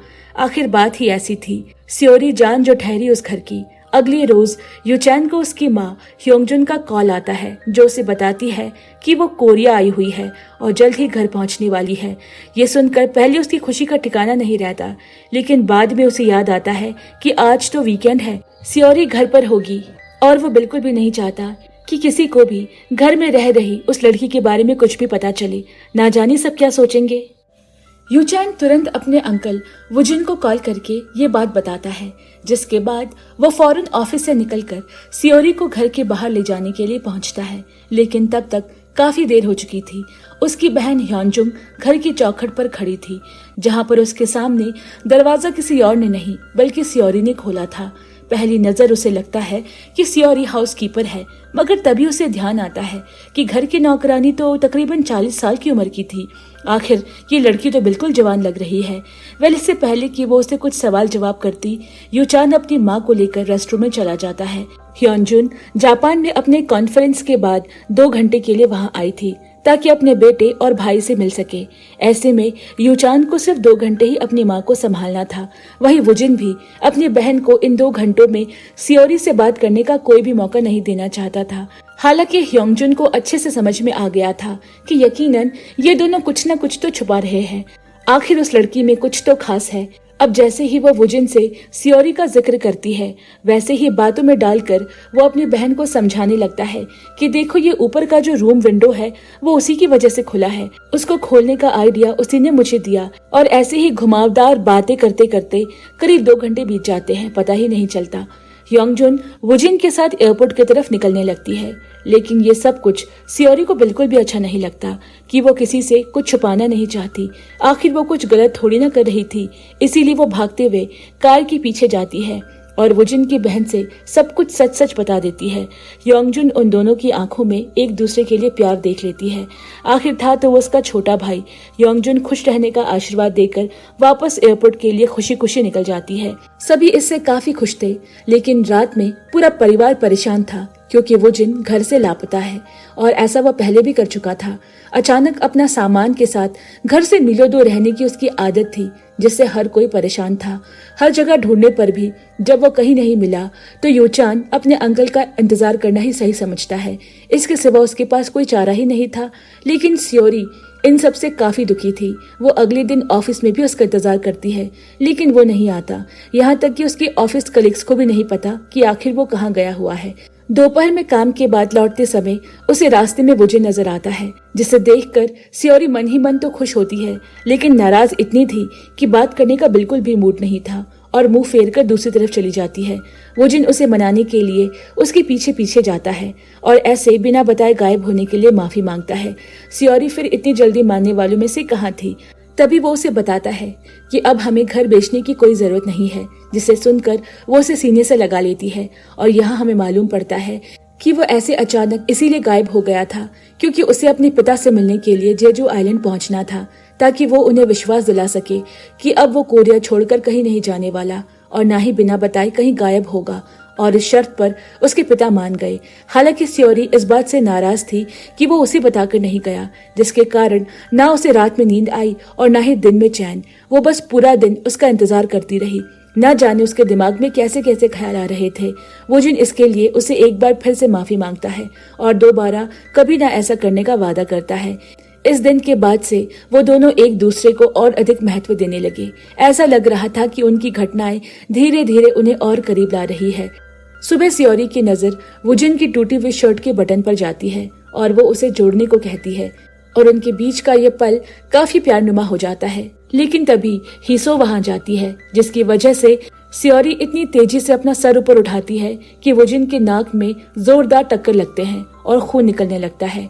खैर, हीसो बताती है कि आज उसे एक म्यूजिक फेस्टिवल में जाना है, लेकिन उसके पास टाइम नहीं है। इसी वजह से वो उन दोनों को वहां जाने को कहती है। अब बात म्यूजिक की हो रही हो तो सियोरी आखिर कैसे मना करती और वो वहां जाने के लिए झट से तैयार हो जाती है। एक तरफ वुजिन कॉन्सर्ट की बाकी चीजों का टेस्ट कर रहा था, वहीं दूसरी तरफ डॉक्यूमेंट्री के लिए सियोरी कुछ फोटोज लिख कर रही थी। इसी दौरान कोई उसका नाम लेकर पुकारता है। वो वहां जाकर देखते हैं तो मालूम पड़ता है कि उसने अपने नोटबुक को वहीं टेबल पर छोड़ दिया है और यहीं पर उसे महसूस होता है कि उसके सामने क्लासिकल म्यूजिक संगठन के अध्यक्ष प्रोफेसर म्यूंग हुआन है। जी हाँ, ये वही म्यूंग हुआन है जिन्होंने आज से 13 साल पहले सियोरी को अपनी कला और विस्तार देने के लिए जर्मनी जाने का मौका दिया था। प्रोफेसर हुआन भी उसे एक नजर में पहचान गए और दोबारा देखकर काफी खुश होते हैं कि साथ ही साथ उसके साथ जो हादसा घटा था इसके लिए उन्हें अफसोस भी था, वरना आज सियोरी बहुत बड़ी स्टार होती। दोपहर में लंच के दौरान कैफे में ये सारी बातें सियोरी वुजिन को भी बताती है और इतना खुश थी कि एक लकी ड्रॉ में उसका नंबर भी लिख देती है। हालांकि ये जानकर कि उसमें जीतने की संभावना 0.1% से भी कम था, लेकिन फिर भी उम्मीद पर तो दुनिया कायम है। आखिर इसमें इन दोनों की कैसी गलती। वुजिन सुबह से सियोरी को कुछ छुपाते हुए देख रहा था और वो अच्छे से जानता है कि जरूर सियोरी उसके लिए कोई गिफ्ट लेकर आई है। और अंत में वो उससे पूछता है कि आखिर तुम मेरे लिए क्या लेकर आई हो। सियोरी थोड़ा सा हिचकिचाती है क्योंकि ये नया हेडफोन थोड़ा सस्ता वाला है। वो कई दिनों से नोटिस कर रही थी कि वुजिन का हेडफोन टूट गया था, इसीलिए आज उसके लिए प्यार से खरीद कर लाई थी। ये हेडफोन सस्ता जरूर था लेकिन वुजिन के लिए बेहद कीमती था। थोड़े दिनों बाद वुजिन की मोबाइल में एक टेक्स्ट मैसेज आता है जिससे उसे मालूम पड़ता है कि वो लकी ड्रॉ जीत चुका है और उसे तेगबो के रेस्टोरेंट में खाना खाने के लिए कूपन कोड भी मिलता है। इसके लिए वो सियोरी को इनवाइट करने के लिए ऑफिस जाता है, लेकिन यहाँ उसे पता चलता है कि वो किसी काम के सिलसिले में हिसो के साथ एक सर्वे ट्रिप पर गई हुई है और रात तक ही वापस आएगी। वुजिन शाम तक उसके आने का वेट करता है, लेकिन तभी उसे मालूम पड़ा कि वो जहाँ पर गई है वहाँ पे एक भयानक तूफान आने वाला है जिसके चलते समंदर के सारे रास्ते बंद हो जाएंगे। अब वुजिन के दिल में सियोरी को लेकर चिंता जागने लगती है और वो उसे बात करने के लिए हिसो को कॉल करता है, लेकिन हिसो ये कहकर फोन काट देती है कि वो अभी बाहर है और रहने के लिए कोई जगह ढूंढ रही है। इतना सुनकर वुजिन काफी परेशान होने लगता है और फिर घर में भी उसे चैन नहीं मिलता। इस वजह से वो अपने घर की छत की खिड़की खोलने की कोशिश करता है। तभी सियोरी उसे कॉल करती है, मगर फोन उठाने के चक्कर में वो बेड के नीचे गिर जाता है, जिसकी वजह से उन दोनों की बात नहीं हो पाती। जब दोबारा वुजिन उसे कॉल लगाता है तो उसके फोन में बैटरी न होने की वजह से वो स्विच ऑफ बताता है, जिसके कारण इंतजार के सिवा वो और कुछ नहीं कर सकता था। उधर फोन तो चार्ज हो चुका था, लेकिन काफी रात होने की वजह से सियोरी को लगता है कि वुजिन अब तक सो चुका होगा और ऐसे में फोन लगाना सही नहीं समझती। मगर उसे क्या पता था कि सियोरी के बिना एक एक पल काटना वुजिन के लिए कितना मुश्किल हो रहा था। नींद और चैन सब कुछ जा चुके थे, इसलिए सियोरी की याद में वो उसके द्वारा सजेस्टेड किया हुआ गाना सुनने लगता है। ये वो कमबख्त पल थे जब दो प्यार करने वाले एक दूसरे के लिए मीलों दूर बैठकर तड़प रहे थे। शायद इसी को सच्चा प्यार कहते हैं, जब बुरे से बुरे हालात में भी हमें उस एक शख्स की याद सताती है जिसके बिना एक पल भी रहना हमारे लिए दुश्वार हो। खैर, किसी तरह रात गुजरती है। सुबह वुजिन एक बार फिर से हिसो को फोन लगाता है कि वो दोनों आज किसी भी हालत में शहर वापस आ जाए, मगर उसे मालूम पड़ता है कि अभी भी तूफान जाने का नाम नहीं ले रहा, जिसकी वजह से शायद उन्हें आने में दिक्कत होगी। ये सुनकर बेचारा वुजिन का चेहरा एक बार फिर उतर जाता है। लेकिन जब कुछ मीटिंग्स को खत्म करने के बाद वो वापस रोड क्रॉस कर रहा था तो अपने सामने सियोरी को देखता है। दोनों भागते हुए एक ब्रिज के ऊपर आ जाते हैं जहाँ पर वो अक्सर मुलाकात किया करते थे। यहाँ सबसे पहले सियोरी के मुंह से यही निकलता है कि उसने उसे बेहद मिस किया और ये सुनकर वुजिन का दिल बाग बाग हो जाता है। आखिर वह यही तो सुनना चाहता था। उधर रात में घर न आने की वजह से यूचान सियोरी का हालचाल लेने के लिए फोन लगाता है, लेकिन तभी उसे किसी की आवाज सुनाई देती है जहां पर कोई ये कह रहा था कि पिछले कई दिनों से सियोरी और उसके अंकल वुजिन एक दूसरे के काफी करीब आ गए हैं। यूचान को अब पुरानी सारी चीजें याद आने लगती है जो उसके घर में कई दिनों से चल रही है, जैसे कि उसके अंकल का बर्ताव, उसका सियोरी को प्यार भरे अंदाज से देखना और उसकी छोटी बड़ी चीज की चिंता करना। उसने उन दोनों के साथ फोटो भी देखी थी। अब तो उसे भी लगने लगा था कि दोनों कहीं एक दूसरे से प्यार तो नहीं करते। दूसरी तरफ वो खुद भी सियोरी को लेकर अब कंफ्यूज था। उसे समझ नहीं आ रहा था कि आखिर उसे क्या हो गया है, और ये सोचते सोचते वो अपने प्रैक्टिस एरिया में तेजी से भागने लगता है। उधर आज घर में अकेले होने की वजह से सियोरी और वुजिन थोड़ी देर के लिए थोड़ा अनकंफर्टेबल फील करते हैं, लेकिन तभी एक कीड़ा उनके कमरे में आ जाता है जिसको बाहर करने के लिए कमरे की लाइट्स क्लोज कर देते हैं। अंधेरा इतना बढ़ जाता है कि वो प्यार में बदल जाता है और दोनों एक दूसरे के करीब आने लगते हैं। तभी सियोरी को जोर से भूख लगने लगती है और यहीं पर तबाको रेस्टोरेंट का वो कूपन काम आता है। वो दोनों वहां जाने के लिए तैयार हो रहे होते हैं कि अचानक वुजिन को हॉस्पिटल से फोन आता है कि उसका भांजा यूचान ज्यादा प्रैक्टिस करने की वजह से बेहोश हो गया है और अभी हॉस्पिटल में एडमिट है। वुजिन सारा काम धाम छोड़कर आनंद फानंद में हॉस्पिटल पहुंचता है और पूरी रात यूचान के बगल में ही बैठा रहता है। जब सुबह उसे होश आया तो वो यूचान को किसी बच्चे की तरह खाना खिलाता है। उसके इस चीज की भी चिंता थी कि वो पूरी रात सोया नहीं, मगर यूचान को अपनी जगह सियोरी की फिक्र सता रही थी जो रात में घर पे अकेली थी। यहाँ वुजिन को भी याद आता है कि घर पर सियोरी रेस्टोरेंट जाने के लिए उसका इंतजार कर रही थी। जो बेचारी अब वहीं बैठे बैठे सोफे में सो चुकी थी। सुबह जेनिफर के आते ही सियोरी उसके फोन से वुजिन को कॉल लगाकर यूचान का हाल पूछती है और सब कुछ सही होने पर चैन की सांस लेती है। थोड़ी देर बाद वुजिन यूचान को कॉल करके जेनिफर का शुक्रिया अदा करने को कहता है, क्योंकि वो भी उसके लिए बेहद परेशान थी और आखिर है तो वो सब एक परिवार ही। ये परिवार शब्द यूचान को लगने लगता है कि शायद वो अपने अंकल और सियोरी के बारे में गलत सोच रहा था। उसके अंकल तो एक नेक दिल इंसान है जो सभी को अपने परिवार की तरह समझते हैं और सियोरी के साथ भी एक परिवार के सदस्य की तरह ही व्यवहार करते हैं। जो फोटो उसने कुछ दिन पहले उन दोनों के साथ में देखी थी वो भी किसी और ने खींची है और ये सब एक मिसअंडरस्टैंडिंग है जो उसे सिर्फ परेशान कर रही है। उसके अंकल सियोरी से कोई सीक्रेट प्यार नहीं करते, यह सिर्फ उसके दिमाग का वहम है। और इसके बाद वो अपने दोस्तों के साथ मौज मस्ती करने में जुट जाता है। वहीं इसी टाइम जेनिफर अपने साथ किचन में काम कर रही सियोरी को बताती है कि वायलिन शॉप से फोन आया था, तुम्हारा वायलिन बन चुका है। ये सुनते ही सियोरी अपनी सारी सेविंग्स इकट्ठा करके उस दुकान पर पहुंचती है, लेकिन इतने पैसे जुटाने के बावजूद भी वो पूरे पैसे की व्यवस्था नहीं कर पाई थी, जिसकी वजह से दुकानदार समझ जाता है कि वो कितनी गरीब है और वायलिन देकर उसे कभी भी दुकान वापस न आने को कहता है। हालांकि उस व्यक्ति के इस बुरे बर्ताव के पीछे भी एक अच्छा आदमी छिपा था, जिसके चलते सियोरी धन्यवाद करके उसे गिटार को संभाल कर रखने का वादा करके चली जाती है। अब सियोरी अपने वायलिन की रोजाना प्रैक्टिस करना शुरू कर देती है। ऐसा लग रहा था मानो अपने बचपन के दिनों में वापस लौट आई हो, लेकिन हाथ में चोट लगने की वजह से और 13 साल बाद किसी बड़े कार्यक्रम के लिए प्रैक्टिस करने के कारण उसे बार बार वही गलतियां हो रही थी जो वो नहीं चाहती थी। वुजिन भी इसे लेकर परेशान था, लेकिन उससे भी ज्यादा अगर कोई खौफ में था तो वो थी जिम किम, खासकर तब से जब से उसने सुना है कि सियोरी उसके सामने म्यूजिक फेस्टिवल में परफॉर्म करने वाली है। दरअसल बचपन से ही सियोरी और किम एक ही स्कूल में पढ़ते थे। वायलिन बजाने के मामले में सियोरी का कोई मुकाबला नहीं था, जिसके कारण वो पूरे स्कूल में फेमस थी और इसी चीज से जिम किम चिढ़ती थी। वो तो सियोरी के एक्सीडेंट के चक्कर में उसे अनेकों मौके मिलने लगे, जिसके कारण आज वो इस मुकाम पर पहुंच गई है, वरना शायद ही वो कभी उसे आगे निकल पाती।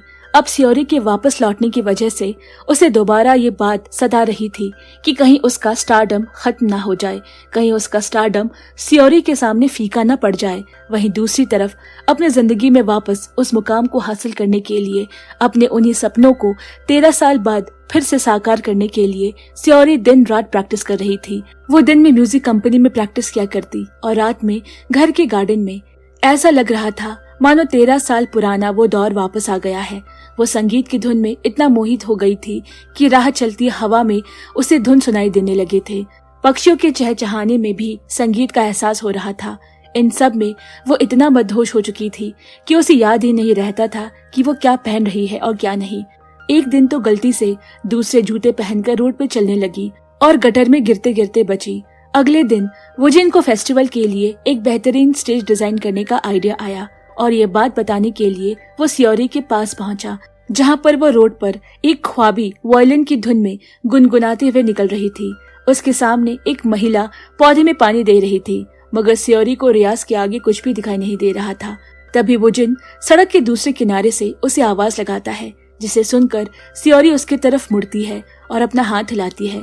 ये मोमेंट कुछ इस तरह का था जिस तरह आज से 13 साल पहले वुजिन के साथ रोड पर घटा था, जिसकी वजह से वो सालों पुराने उस जख्म को फिर से कुरेदे जाता है।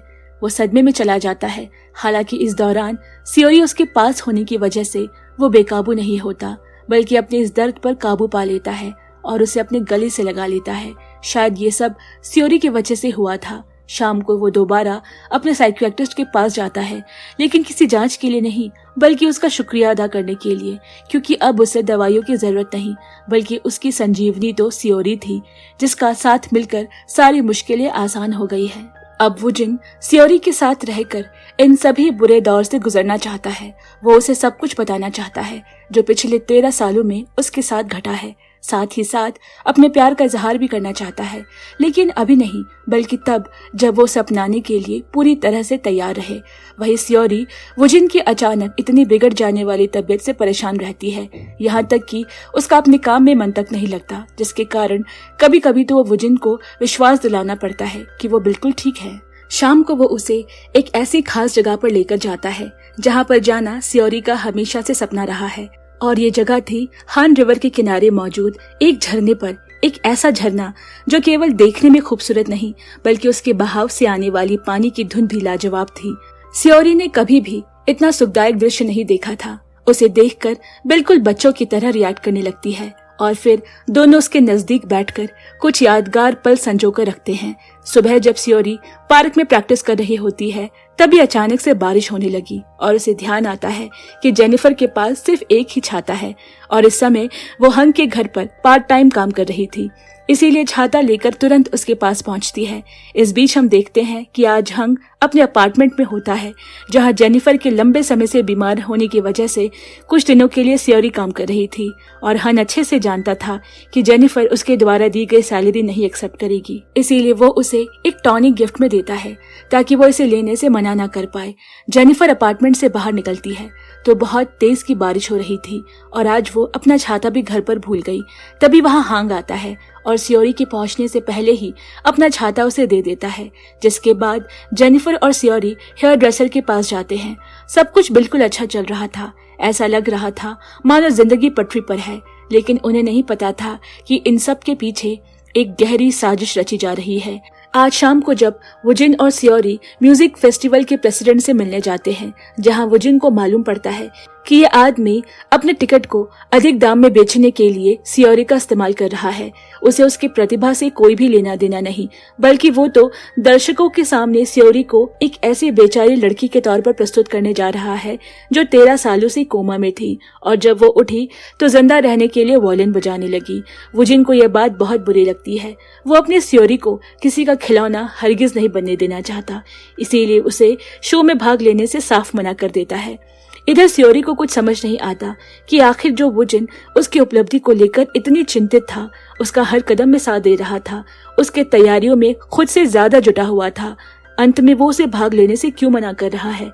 सियोरी वजह पूछना चाहती थी लेकिन वुजिन के पास कोई जवाब नहीं था। आखिर वो उसे क्या ही बताता, मगर कुछ ना कुछ तो कहना था, इसलिए वो उसे यह कहकर पल्ला झाड़ लेता है कि तुम्हारे शो में वायलिन बजाने से कंपनी की इमेज खराब हो जाएगी। और ये सुनकर बेचारी का पूरा शरीर कांपने लगता है।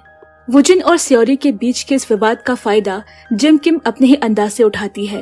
वो उन दोनों में और अधिक फूट डालने के लिए सियोरी से कहती है, तुम्हारी वजह से लाखों का टिकट बिका है।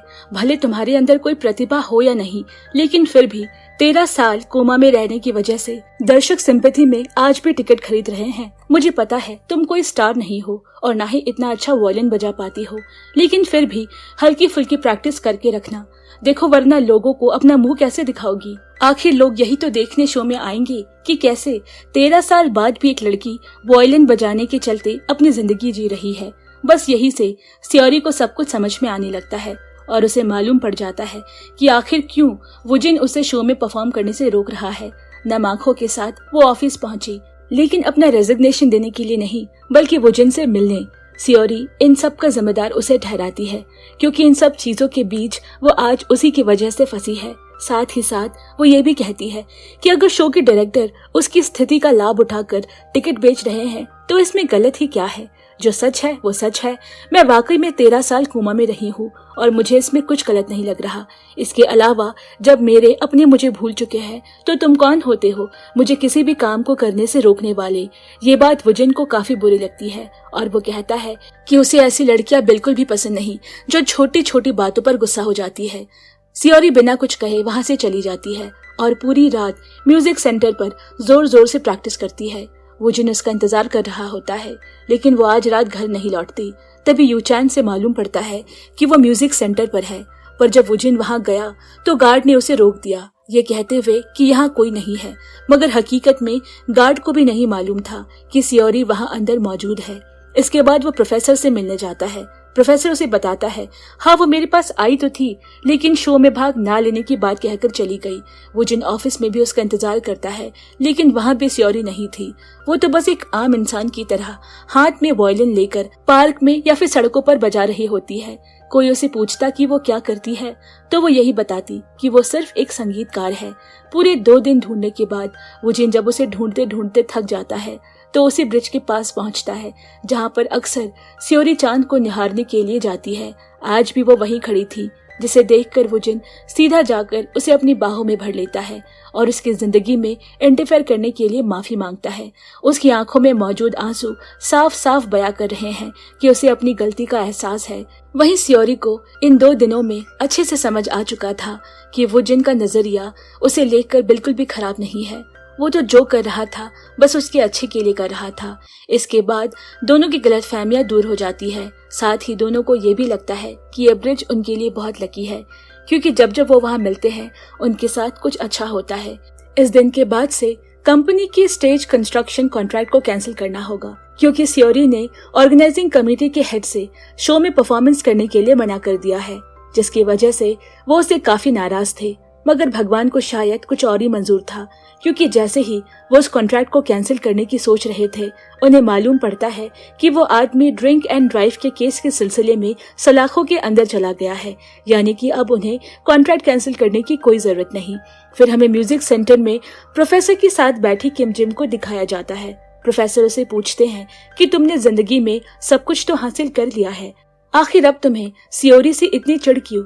शायद कहीं न कहीं प्रोफेसर भी किम जिम के मन में उसको लेकर ईर्ष्या देख पा रहे हैं, जबकि खुद किम जिम भी उन्हीं की स्टूडेंट थी। लेकिन उन दोनों में काफी फर्क था। जहां एक तरफ सियोरी संगीत को लेकर अपने प्यार के चलते सभी रूल्स और रेगुलेशन को तोड़ते हुए धुन में मगन हो जाती, वहीं किम जिम के अंदर काबिलियत तो भरमार थी, लेकिन घमंड उससे भी भरपूर।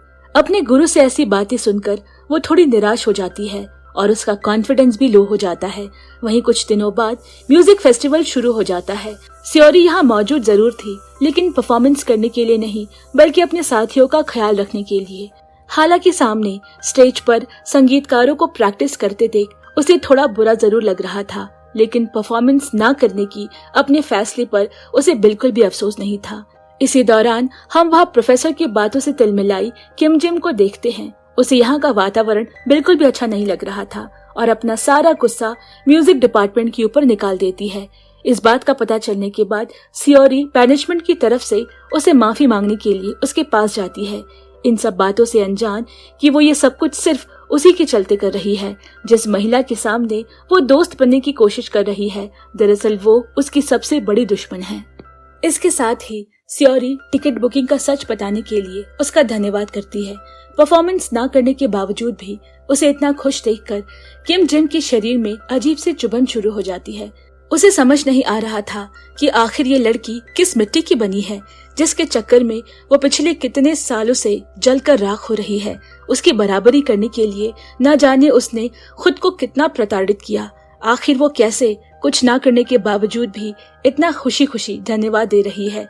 ये सब सोचकर किम जिम की आंखें खुल जाती है और वो मन ही मन सियोरी को इसके लिए शुक्रिया अदा करती है।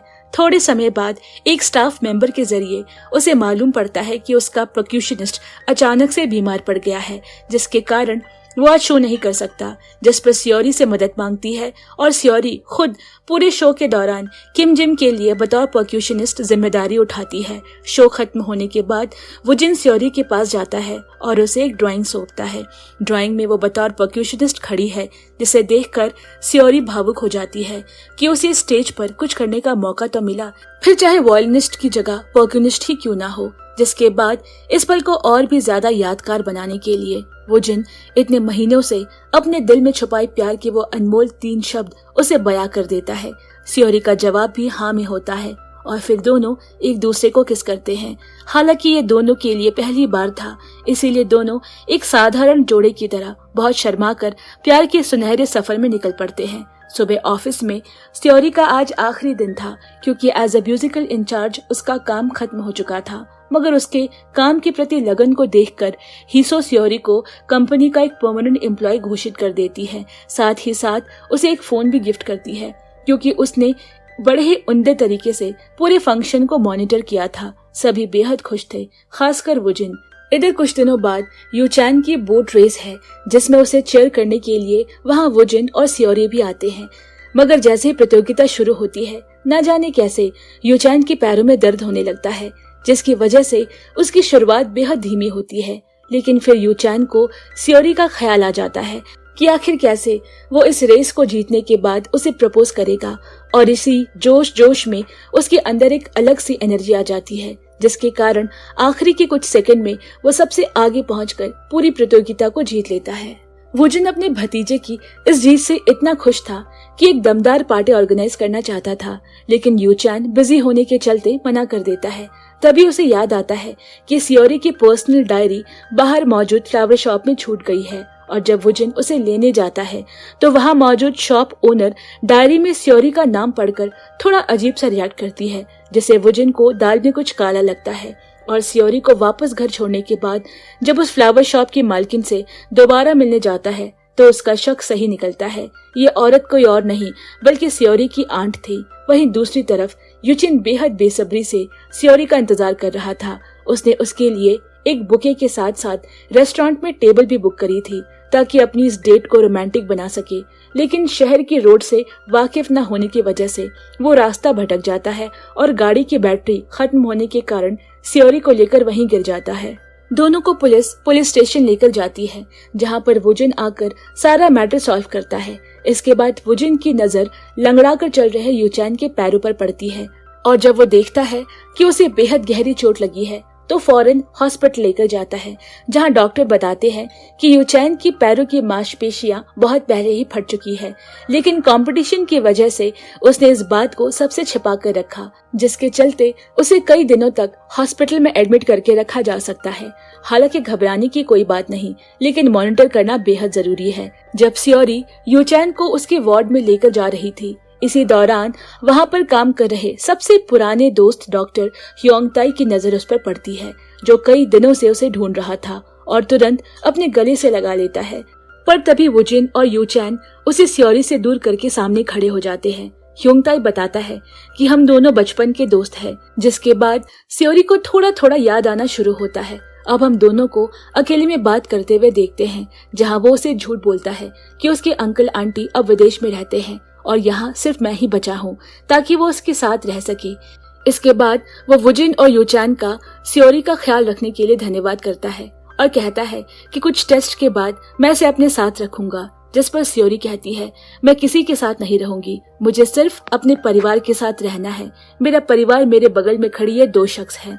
कुछ समय बाद एडमिशन काउंटर पर सियोरी के टेस्ट फॉर्म फिल करते हुए वुजिन खुद को उसका गार्जियन और बॉयफ्रेंड बताता है, तो ये देखकर ह्योंगताई को काफी गुस्सा आ जाता है और वो उसे लड़ाई करने पर उतर आता है और कहता है कि मैं सियोरी को पिछले 15 सालों से प्यार करता हूँ और तुम तो बस अभी कुछ महीनों से ही उसे जानते हो, इसीलिए उसे अपना गार्जियन बुलाना बंद करो। जवाब में वुजिन कहता है, तुम चाहे उसे कितना भी सालों से प्यार क्यों न करते हो, लेकिन मैं वो खास इंसान हूँ जिसने उसे खुशी दी है, और साथ ही मैं तुम्हारा शुक्रगुजार भी हूँ जो तुम वापस मिले, क्योंकि सियोरी अपने दोस्तों की सबसे ज्यादा जरूरत है। ह्योंगताई पूरी तरीके से लड़ने झगड़ने के मूड में था, लेकिन कोई बात न होने की वजह से वो शांति से वहाँ से चला जाता है। दोनों के चेकअप के बाद सियोरी का डिस्चार्ज होने का दिन आता है। तभी उसके दोस्त के जरिए उसे मालूम पड़ता है कि उसके बचपन की दोस्त नोसोई, जिसे वो इतने दिनों से ढूंढ रही है, दरअसल उसकी मौत हादसे के दिन ही हो गई थी। ये सुनकर सियोरी की आंखों में आंसू आ जाते हैं और वो एक पार्क में जाकर शांति से अपने गम को मिटाने लगती है। वुजिन उसे रोता हुआ पाकर उसकी वजह पूछता है और फिर वो दोनों उसकी दोस्त नोसोई को अंतिम प्रणाम देने के लिए उसके घर पहुंचते हैं, जहां कुछ ऐसा होने वाला था जिसके बारे में वुजिन ने जिंदगी में कभी नहीं सोचा था। दरअसल जैसे ही दोनों नोसोई के घर में दाखिल होते हैं, वैसे ही सियोरी के मुंह से नोसोई का नाम निकलता है। वो उन तीनों की बचपन की फोटो देखकर तंग रह जाता है, क्योंकि नोसोई वो लड़की नहीं थी जिसे वो बचपन में प्यार करता था, बल्कि वो तो उसके बगल में खड़ी सियोरी थी। वुजिन बड़ी मुश्किलों से खुद को संभालता है और उसकी अब तक की सारी मिसअंडरस्टैंडिंग दूर हो जाती है। वो तुरंत जाकर सियोरी को एकदम से अपनी बाहों में जकड़ लेता है और उसे सारे जवाब मिल चुके हैं। वही हॉस्पिटल में यूचैन को जब एक नर्स से मालूम पड़ता है कि एडमिशन फॉर्म में उसके अंकल ने खुद को सियोरी का बॉयफ्रेंड बताया है, तो वो काफी कंफ्यूज हो जाता है और असलियत पता करने के लिए फौरन अस्पताल से घर की तरफ बढ़ता है। उधर सियोरी और वुजिन भी तब तक घर पहुंच चुके थे। सियोरी बचपन की दोस्त के जाने के गम में काफी दुखी थी, लेकिन उसे ये नहीं समझ आ रहा था कि आखिर वुजिन इतना परेशान क्यों है, जबकि ये बात सियोरी ने उसे पूछी भी थी। लेकिन वो खुद को थका हुआ बताकर बात को टाल देता है। अपने कमरे में पहुंचते ही वुजिन जमीन पर बैठकर सोचने लगता है कि आखिर वो सियोरी को कैसे मुंह दिखाएगा, क्योंकि उसकी वजह से ही उसकी दोस्त की मौत हुई है। यहाँ तक कि जिंदगी के 13 कीमती साल भी उसने वुजिन के चक्कर में ही गवाया है। उस दिन अगर वो उसे अगले स्टॉप में उतरने के लिए ना कहता तो शायद आज वो दोनों जिंदा होते और अपनी अपनी जिंदगी में खुश होते। वुजिन चाहकर भी खुद को माफ नहीं कर पा रहा था। तभी वहां यूचान आ जाता है और अपने अंकल से मिलने उनके कमरे में जाता है, लेकिन वुजिन वहां नहीं था। वो उन्हें बाहर गार्डन में भी ढूंढता है, लेकिन वो वहां भी मौजूद नहीं था। जिसके बाद यूचान को उसके अंकल रोते हुए वेयरहाउस में मिलते हैं। यूचान तमाम तरीके के सवाल करता है, लेकिन वुजिन किसी भी बात का जवाब नहीं दे रहा था। बस उसकी आंखों में आंसू थे। ना जाने क्यों वो इन सब चीजों का दोषी खुद को मान बैठा था और अंत में अपने परिवार वालों के पास जर्मनी जाने का फैसला करता है। यूचान एक सेकंड के लिए भी अपने अंकल से दूर नहीं रहना चाहता था। वो इन आंसुओं के पीछे की वजह ढूंढ निकालने के लिए कई कोशिशें करता है, यहाँ तक कि वेयरहाउस में उनके बचपन की चीजों को खंगालता है, मगर उसके हाथ कुछ भी नहीं लगता। वहीं उसके अंकल दोबारा से गायब न हो जाए, इसीलिए सबसे पहले वो उनका पासपोर्ट फाड़ देता है। लेकिन वुजिन बिल्कुल शांत था। वो उसे कुछ भी नहीं कहता, उल्टा डिनर करने के लिए अपने साथ बिठा लेता है। यूचान किसी भी कीमत पर अपने अंकल को छोड़ना नहीं चाहता था, इसीलिए रात में उनके नजदीक ही सोता है ताकि वो कहीं जा न पाए। लेकिन जाने वाले को आखिर कौन रोक सकता है। और जैसे ही यूचान की आंख खुलती है, वहां उसके अंकल नहीं थे। वो उन्हें हर जगह ढूंढता है, लेकिन वो कहीं नहीं मिलते। फोन पर कॉल करता है तो मोबाइल की आवाज वेयरहाउस में बजती है, लेकिन वहां सिर्फ उनका फोन ही पड़ा हुआ था। तभी यहाँ पर सियोरी भी आ जाती है और उसे वुजिन की बचपन की बनी उसकी ड्राइंग्स मिलती है, जिसमें कोई और नहीं बल्कि वो खुद थी। ये देखकर सियोरी को समझते देर नहीं लगती कि उसका और वुजिन का जरूर कोई नाता है। वो पेंटिंग को बाहर लेकर आती है और यूचान से कहती है, मुझे पता चला तुम्हारे अंकल ने अपनी 12th ग्रेड जर्मनी से पूरी की। उससे पहले वो कहाँ थे? यूचान बोलता है, मैं इस बारे में कुछ भी नहीं जानता, लेकिन हाँ, उनके साथ 12th ग्रेड में यहाँ ऐसा कुछ हुआ था जिसकी वजह से वो जर्मनी शिफ्ट हो गए थे। असल में वो वही साल था जब सियोरी के साथ उसकी जिंदगी का वो सबसे दर्दनाक हादसा हुआ था। ये कहानी वो उन लोगों को बताने लगती है, जिसे सुनकर जेनिफर को भी अपना अतीत याद आ जाता है, क्योंकि इस दुर्घटना में उसके पति की भी मौत हुई थी। इस सदमे को वो झेल नहीं पाई और उसकी कोख में पल रहे बच्चे की भी मौत हो गई थी। सियोरी जान चुकी थी कि वुजिन वही लड़का है जो रोजाना उसे नई नई पेंटिंग दिखाया करता था, और तो और वो उसे पसंद भी करती थी। वुजिन घर से जाने से पहले कोई भी सामान नहीं लेकर गया था। उसका सारा सामान वहीं पड़े हुए थे, जिन्हें देखकर सियोरी का दिल धक सा हो जाता है। उसे अब इस बात का एहसास हो चुका था कि वुजिन ने उसी की वजह से घर छोड़ा है। यूचान कहता है, तुम लोग परेशान न हो, मेरे अंकल कहीं ज्यादा दूर नहीं जा सकते, क्योंकि मैंने उनका पासपोर्ट फाड़ दिया है। पासपोर्ट को देखकर जेनिफर उसे समझाती है कि जिस पासपोर्ट की तुम बात कर रहे हो वो तो कब का एक्सपायर हो चुका है, इसे फाड़ने का कोई फायदा नहीं है। उधर एयरपोर्ट पर हम वुजिन को देखते हैं, जो टिकट काउंटर के पास खड़ा होकर दुनिया के किसी भी कोने में जाने के लिए टिकट मांगता है। बस उसे यहाँ से निकलना है और अपनी आदत से मजबूर बिना फोन के ही सियोरी को दिया हुआ ईयरफोन कान में लगाकर फ्लाइट का इंतजार करने लगता है। इस दौरान यूचान और सियोरिन फौरन एयरपोर्ट के लिए निकलते हैं। रास्ते में सियोरी की आंखों से निकल रहे आंसू ये साफ साफ बयां कर रहे थे कि आखिर वो उसे कितना प्यार करती है। इसी के साथ ही यूचान को भी अपना जवाब मिल चुका था। अब उसे ये जानने की जरूरत नहीं थी कि सियोरी और उसके अंकल के बीच आखिर क्या चल रहा है।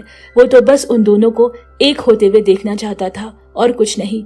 लेकिन काफी देर हो चुकी है, क्योंकि अब तक वुजिन फ्लाइट में बैठ चुका था। वहीं घर पर डॉग बार बार एक ही जगह पर खड़ा होकर भौंक रहा था, जिससे जेनिफर को कुछ शक होता है। और जब वो डोर को खोलती है तो वहां एक कीचेन के साथ खत मिलता है, जो कि सियोरी के लिए था। मायूस और दुखी सियोरी जब घर वापस आती है तो उसे जेनिफर कीचेन के साथ वो खत थमाती है, जिसमें लिखा था, मैंने पहली बार तुम्हें ब्रिज पर चांद के सामने देखा और अपना दिल दे बैठा था, जिसके बाद रोजाना सड़क पर तुम्हारा घंटों इंतजार करता और कई बार निहारता। हालांकि इस दौरान तुम कभी कभी रास्ते में गिर जाती या फिर कोई तुम पर पानी फेंक देता, क्योंकि तुम अपने वायलिन के साथ न जाने कौन सी धुन में रहती थी कि तुम्हें कुछ भी मालूम नहीं चलता। यहाँ तक कि ये भी नहीं पता होता कि तुमने अलग अलग जोड़े के जूते पहन रखे हैं, और इसी वजह से मैं तुमको लेकर काफी चिंता में रहता था। मैं तो बस तुम्हारा दोस्त बनना चाहता था। एक रोज जब तुम्हें उस ब्रिज पर नसोई नाम की ड्रेस में देखा तो लगा कि शायद तुम्हारा नाम नसोई है, और उस दिन बस पर मैंने ही तुम्हें अगले स्टेशन में इसीलिए रुकने को कहा था ताकि अपने हाथ की बनाई ड्राइंग दिखा सकूं। लेकिन तभी बदकिस्मती से तुम्हारी दोस्त आ जाती है, जिसकी वजह से शर्मा कर मुझे भागना पड़ता है। लेकिन जल्दबाजी में तुम्हारी कीचेन हाथों में रह जाती है। ऐसे में उस कीचेन को वापस करने के लिए मैं बस के पीछे पीछे चलता हूँ। तभी मेरे सामने यह दर्दनाक हादसा होता है। इससे भी ज्यादा बुरा तो तब होता है जब टीवी पर नसोई की मौत की खबर सुनता हूँ। ये सुनकर मेरी पूरी जिंदगी गुमनाम अंधेरे में चली जाती है और कुछ सालों बाद तुम वापस आ जाती हो। मैं तुम्हें आज भी उतना ही प्यार करता हूँ, लेकिन एक चीज मेरे दिमाग से अभी तक नहीं निकल पा रही, और वो ये कि तुम्हारी जिंदगी खराब करने के पीछे मेरा ही हाथ है। इसका जिम्मेदार सिर्फ और सिर्फ मैं हूँ, और मैं अपने आप को कभी माफ नहीं कर पाऊंगा। इसीलिए प्लीज मुझे माफ करना और मेरी सारी गलतियों को नजरअंदाज करना। ये सब पढ़कर सियोरी लेटर को अपने सीने से लगाकर फूट फूट कर रोने लगती है और उसी ब्रिज पर चली जाती है जो उसके लिए हमेशा से लकी रहा है, क्योंकि यहाँ पर उसने हर दम वुजिन को अपने नजदीक पाया है। और आज भी इसी उम्मीद के साथ वो वहाँ गई है। यकीनन आज भी उसकी यह उम्मीद बरकरार है, क्योंकि उसके सामने वुजिन खड़ा है। दरअसल वुजिन ने आखिरी समय में अपना मन बदल लिया। उसे ध्यान आया कि उसने तो सियोरी से इस तरह कभी गुमनाम न होने का वादा किया था। आखिर वो अपना वादा कैसे तोड़ सकता है, और उसकी वजह से सभी लोग परेशान भी होंगे। इसीलिए वो वापस आ जाता है और दोबारा से माफी मांगता है। वो सियोरी से कहता है कि मैंने तुम्हें पूरी जिंदगी दुख दिया और आज भी तुम मेरी वजह से ही परेशान हो। मुझे पता होता कि तुम मेरी सियोरी हो तो विश्वास करो मैं कभी तुमसे दोबारा प्यार न करता। हालांकि वो उसे इतना प्यार करता है, इसीलिए उसके बिना नहीं रह सकता। ऐसे में अब वो हमेशा उसके साथ रहकर अपनी पूरी जिंदगी को संवारने में लगा देगा ताकि उसके लायक बन सके। वहीं दूसरी तरफ सियोरी सिर्फ उसे देख रही होती है और एक हल्की मुस्कुराहट के साथ कहती है, तुम्हारा असली नाम गो वुजिन है। उसे अच्छे से याद है जब वो एक प्रतियोगिता के सिलसिले में जर्मनी जा रही थी, तभी एयरपोर्ट पर एक छोटा सा बच्चा अपनी माँ से बिछड़ गया था और उसके सामने रो रहा था। वो और कोई नहीं बल्कि योचैन था। वो उसे उसकी माँ से मिलवाने में लग जाती है, लेकिन गलती से अपना वॉयलिन सीट पर ही छूट जाता है और जब वापस आती है तो उसका वॉयलिन वहाँ नहीं था। सियोरी घबरा जाती है क्योंकि वो वॉयलिन उसकी माँ की आखिरी निशानी थी जो उन्होंने उसे दी थी। तभी रिसेप्शन पर उसका वॉयलिन मिल जाता है और मालूम पड़ता है कि एक स्टूडेंट यहाँ ये वॉयलिन सौंप गया था और यही पहली बार था जब वो दोनों एक दूसरे से रूबरू हुए थे। सियोरी वुजिन का धन्यवाद करने के लिए उसके पीछे भागती है, लेकिन तब तक वो जा चुका था। हालांकि उसके बैग में मौजूद पेंटिंग से वो काफी आकर्षित हुई थी और कभी भी नहीं भूल पाई। एक रोज उसने वुजिन को जनरल स्टोर के सामने दोबारा देखा, लेकिन कुछ ही मिनट बाद वो उसकी आंखों से ओझल हो गया। फिर उसने कई बार वुजिन को देखा और यहीं पर उसे अपना दिल दे बैठी। यहाँ तक कि वो कीचेन भी उसने वुजिन को देने के लिए ही बनाई थी, क्योंकि जब से उसने उसे देखा था तभी से रोजाना उससे मिलने की प्रार्थना करती है। आखिरकार उसकी विश तब पूरी हुई जब वो दोनों एक बस में एक साथ मिले और जानबूझकर बात शुरू करने के लिए रास्ते के बारे में पूछने लगी, मगर कीचेन देने की हिम्मत नहीं कर पाई। तभी वुजिन ने उसे अगले स्टेशन में रुकने को कहा और वो समझ गई कि वो जरूर उसे कुछ देना चाहता है। पर तभी उसकी दोस्त वहां आ गई, जिसकी वजह से शर्मा कर उसे वहां से भागना पड़ा। लेकिन सियोरी इतना अंदाजा लगा चुकी थी कि जरूर उसके दिल में भी उसके लिए कुछ है, और फिर उस हादसे की वजह से वो दोनों 13 साल के लिए बिछड़ गए। सियोरी पूरी कहानी वुजिन को बताती है, लेकिन फिर भी उसे लगता है कि ये सब कुछ उसी की वजह से हुआ है, क्योंकि उसने ही उसे अगले स्टेशन पर रुकने के लिए कहा था। मगर सियोरी कहती है, अरे इसमें तुम्हारी कोई गलती नहीं, मैंने खुद जानबूझकर तुमसे उस जगह के बारे में पूछा था, जबकि मैं वहां आती जाती रहती हूँ। वहां पर मेरा स्टूडियो है और मेरा वहां जाना आम था। उस दिन भी मैं अगले स्टेशन पर रुकती। रास्ते के बारे में पूछना तो तुमसे बात करने का एक बहाना था। वो एक्सीडेंट तो मेरी किस्मत में लिखा था, जिसे होना ही था।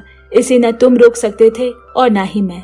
यहाँ तक कि वो मैं थी जिसने तुम्हें सबसे पहले देखा और पहले ही बार में अपना बना लिया। ये सब सुनने के बाद वुजिन बिना देरी किए सियोरी को किस करता है।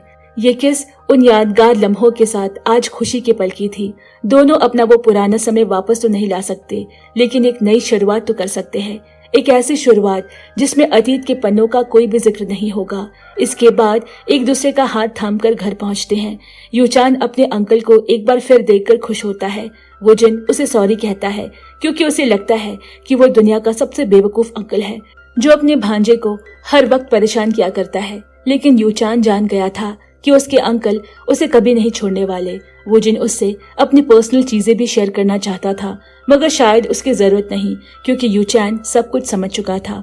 बस जरूरत थी तो उसे खुद के जज्बातों को काबू करने की, जो वो कई दिनों से सियोरी के लिए महसूस कर रहा था। अगले रोज यूचान सियोरी को अपने साथ घुमाने ले जाता है, क्योंकि उसके बीते दिन की डेट जो रह गई थी वही डेट आज वो पूरा करता है।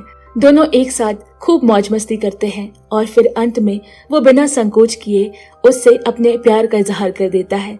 वो उसे कहता है, मैंने जब से तुम्हें पहली बार देखा तभी से तुम्हारी मुस्कान का कायल हो गया था। मैं तुम्हें बहुत चाहता हूँ, लेकिन एक परिवार के सदस्य की तरह नहीं, बल्कि उससे भी ज्यादा। मैं मानता हूँ कि मैं बच्चा था, लेकिन अब मैं बड़ा हो चुका हूँ। नेक्स्ट ईयर मैं अपने नेशनल टीम का मेंबर हो जाऊंगा। मैं तुम्हें ये सब इसीलिए नहीं बता रहा हूँ ताकि तुम मेरी बन सको। मैं इसलिए बता रहा हूँ ताकि मैं अपने दिल की बात खाली करके आराम से आगे की जिंदगी जी सकूं और पहले प्यार का अंत खुशी खुशी कर सकूं। सियोरी को ये सब सुनकर काफी अफसोस होता है। उसे लगता है कि जाने अनजाने में उसने उसका दिल दुखाया है, मगर यूचान उसे समझाता है कि ऐसा कुछ भी नहीं। उल्टा मैं तो तुम्हारा शुक्रगुजार हूँ कि तुमने मेरे अंकल की जिंदगी बदल दी, उनको दुनिया में वो सारी खुशियां दी जिनके लिए वो ना जाने कितने सालों से बेकरार थे। मैं चाहूंगा कि ये सब जानने के बावजूद भी तुम उन्हें पहले की तरह प्यार करो। इसके बाद वो उसे जाने के लिए कहता है, क्योंकि अभी यूचान को कुछ समय अकेले में बिताना था। वहीं दूसरी तरफ वुजिन के पास डॉक्टर ह्योंगताई का कॉल आता है और वो उसे बताता है कि सियोरी से मिलने एक शख्स अस्पताल आया है और वो कह रहा है कि उसने पिछले 11 सालों से उसका सारा खर्चा संभाला है, जब से उसके अंकल गायब हो गए। मैं चाहता हूँ कि एक बार तुम उससे मिल लो। ये बात वुजिन सियोरी को बताता है। साथ ही साथ उसे ये भी बताता है कि मैच खत्म होने के बाद उस दिन उसके आंटी से मुलाकात की थी, लेकिन उसके अंकल का कोई अता पता अभी तक नहीं है। उनके नंबर पर वो कॉल भी लगाते हैं, लेकिन फोन स्विच ऑफ बताता है। मगर सबसे जरूरी बात यह है कि आखिर उसके अंकल आंटी ने उसे इस हालत में क्यों छोड़ा, और इसका जवाब सियोरी को भी किसी भी हालत में चाहिए था। तभी उनके घर पर वो रहस्यमय आदमी आता है जिसने उसके दवाई का खर्चा उठाया था। वो शख्स सीधा जाकर सियोरी के पैरों पर गिर जाता है और माफी मांगने लगता है।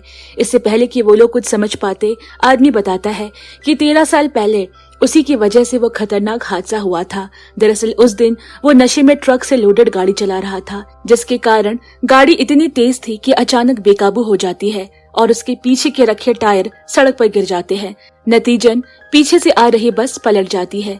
दुर्घटना इतनी खौफनाक थी कि वो फौरन वहां से भाग जाता है और कुछ देर बाद उसे मालूम पड़ा कि उसकी वजह से कई लोगों की जान चली गई है। हालांकि उसके बाद भी वह अस्पताल जाता है और उसे मालूम पड़ता है कि एक लड़की अभी भी जिंदा है, लेकिन वो कोमा में है। मगर उसके अस्पताल का बिल देने के लिए वहाँ कोई भी मौजूद नहीं। इसीलिए वो फैसला करता है कि वो उसके सारे खर्चा उठाएगा। कुछ सालों बाद जब उसे सियोरी के होश में आने का पता चला तो माफी मांगने के लिए यहाँ आ गया। ये सुनकर सियोरी पूरी तरीके से टूट जाती है, लेकिन उसके साथ एक शख्स और था जिसे ये सब बिल्कुल बर्दाश्त नहीं होता, और वो थी उसकी नौकरानी जेनिफर। क्योंकि उस आदमी की वजह से न सिर्फ सियोरी की जिंदगी बर्बाद होती है, बल्कि उसके पति की मौत का जिम्मेदार भी वही आदमी था। पर अब वो शख्स करे भी तो क्या करे, उसके सामने माफी मांगने के अलावा कोई भी चारा नहीं था। फिर भी वो अपनी इस गलती का प्रायश्चित करना चाहता था, इसीलिए वहां से निकलकर पुलिस स्टेशन जाकर सरेंडर कर देता है। घर में सब कुछ सही चल रहा था। यूचैन और सियोरी अब सब भुलाकर पहले जैसे एक दूसरे के साथ व्यवहार कर रहे थे। दोपहर में ऑफिस के दौरान सियोरी के फोन पर किसी अजनबी का मैसेज आता है जो कि उसे मिलने की बात कर रही थी। ये महिला उसे उसके अंकल से जुड़ी कुछ जरूरी बातें बताती है, जहां हमें मालूम पड़ता है कि कई सालों पहले उसके अंकल की कंपनी का दिवालिया निकल चुका था, जिसकी वजह से उसकी आंटी को वो घर वुजिन के पिता को बेचना पड़ा। ये बात जब सियोरी के अंकल को पता चली तो उन्होंने उससे तलाक ले लिया और फिर कहाँ चले गए किसी को नहीं पता। शायद इसी कारण सियोरी की आंटी उससे मिलना नहीं चाहती थी, क्योंकि अब वो अपना मुंह दिखाने लायक नहीं रही। उन्हें आज भी अपनी गलती का एहसास है, लेकिन सियोरी जानना चाहती है कि उसके अंकल कहाँ गए। ऐसे में वो दोनों फ्लावर शॉप पर जाते हैं, लेकिन वो बंद था। तभी शाम को खुद सियोरी की आंटी उससे मिलने के लिए घर पर आती है और अपने किए गए गुनाहों की माफी मांगती है। इतनी हिम्मत जुटाने के लिए उन्हें कई साल लग गए। वो सियोरी को एक डायरी देती है जिसमें उसके अंकल ने अपनी प्यारी भतीजी के नाम कन्फेशन लिखा था। डायरी में लिखा है, उस साल वो अपनी बिजनेस ट्रिप के लिए बाहर अकेले जा रहे थे क्योंकि उनकी कंपनी का दिवालिया निकल चुका था और ये सब कुछ उन्हें खुद ही संभालना था। ये उस दिन की बात है जब सियोरी का एक्सीडेंट हुआ था। उन्हें आज भी इस बात का पछतावा था कि आखिर उन्होंने सियोरी को बस से क्यों जाने दिया। उनके बचपन से कोई औलाद नहीं थी और वो उसे अपनी बेटी ही मानते थे। हालांकि उसकी आंटी बार बार उन्हें घर बेचने की सलाह दे रही थी, मगर वो ऐसा बिल्कुल नहीं करना चाहते थे क्योंकि वो अच्छे से जानते थे कि सियोरी इस घर से कितना प्यार करती है और ये उसके भाई और भाभी का बनाया हुआ मंदिर है जिसमें आज भी उनकी यादें दफन है। इस दौरान उन्हें इस बात पर पूरा भरोसा था कि एक न एक दिन सियोरी उठ खड़ी होगी। काम के प्रेशर की वजह से उन्हें आए दिन हार्ट अटैक भी आ जाया करता, मगर वो अपना इलाज नहीं करवाते बल्कि अपनी पत्नी को डाइवोर्स देते हैं ताकि बैंक द्वारा उनके साथ साथ वो भी फ्रॉड घोषित न हो जाए। साथ ही साथ घर को अपनी पत्नी के नाम ट्रांसफर कर देते हैं जिससे आखिर में उसे सियोरी के लिए बचाया जा सके। पर कुछ महीने बाद सियोरी के ही बेड के बगल में बैठे बैठे उनकी हार्ट अटैक के चलते मौत हो जाती है। ये जानकर सियोरी का दिल थक सा रह जाता है। जिंदगी में ऐसा दूसरी बार हुआ था जब उसे बेइंतहा दर्द हुआ था। एक पल वो था जब उसके माता पिता की मौत हो गई थी और आज अपने अंकल की मौत की खबर सुनकर वहीं उसकी आंटी उसे बैंक का लॉकर की चाबी लाकर देती है जिसमें घर को बेचकर मिली सारी रकम मौजूद है। उन्होंने उसमें से एक भी फूटी कौड़ी को छुआ तक नहीं। अब सबसे पहले सियोरी वुजिन के साथ अपने अंकल की कब्र पर जाकर उनको श्रद्धांजलि देती है। इसके बाद वुजिन के साथ मन को बहलाने के लिए कहीं घूमने के लिए निकलती है और फिर म्यूजिक थेरेपी के लिए थेरेपिस्ट के पास पहुंचती है ताकि अपनी सारी पुरानी काबिलियत को फिर से निखार सके और इसमें मास्टर डिग्री हासिल कर सके। अभी तो उसने अपना हाई स्कूल भी पास नहीं किया था, तो आखिर वो एक मास्टर डिग्री कैसे हासिल करेगी, इसको लेकर वो थोड़ी चिंतित थी। तभी एक रोज उसके पास जिम किम का मेल आता है। वो उसी यूनिवर्सिटी में अपनी पढ़ाई पूरी कर रही थी जहाँ जाना सियोरी का सपना था। किम ने सियोरी की वीडियो अपने प्रोफेसर को दिखाई थी। वो उसे देखते ही पहचान गए और उन्होंने उसे बर्लिन में दोबारा आकर पढ़ने का मौका दिया।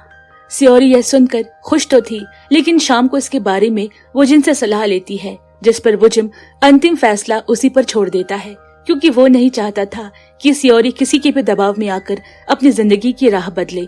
बस यही कहता है कि तुम्हें जो सही लगे तुम वही करो, मैं तुम्हारे हर फैसले में साथ हूँ। पर सियोरी अब भी इस बात को लेकर उलझन में थी कि विदेश जाकर पढ़ाई करे या फिर यहीं रुके। आखिर वो 30 साल की हो गई थी, इसलिए बर्लिन जाने का फैसला करती है। वुजिन भी उदास मन से इसमें उसका साथ देता है, लेकिन कहीं ना कहीं उसे अभी भी सियोरी की चिंता थी, इसीलिए एक बड़े से नोट में कुछ जरूरी चीजें लिखकर देता है। ये वो इम्पोर्टेंट चीजें थी जिसका सियोरी को जर्मनी में ख्याल रखना है क्योंकि कुछ दिन खुद वुजिन भी वहाँ रहा है, इसीलिए उसे जर्मनी के बारे में काफी कुछ पता है। अगले दिन सियोरी के निकल जाने के बाद वुजिन के साथ सभी की आंखें भी नम हो गई। ऑफिस से लेकर घर तक हर कोई मायूस था। आज वुजिन का किसी भी काम में मन नहीं लग रहा था, इसीलिए वो ऑफिस से जल्दी घर आ जाता है। यहाँ जेनिफर उसे कुछ बताने की कोशिश करती है, लेकिन वो किसी की भी नहीं सुनना चाहता।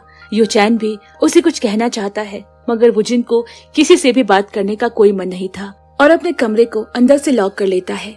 तभी उसे एक लेटर मिलता है जो कि सियोरी ने उसके लिए लिखा था। उसने लिखा है कि वो काफी दुखी है क्योंकि उन दोनों को फिर से मिलने में काफी लंबा समय लग गया था और अब बहुत जल्द ही दोबारा से गुड बाय कह दिया।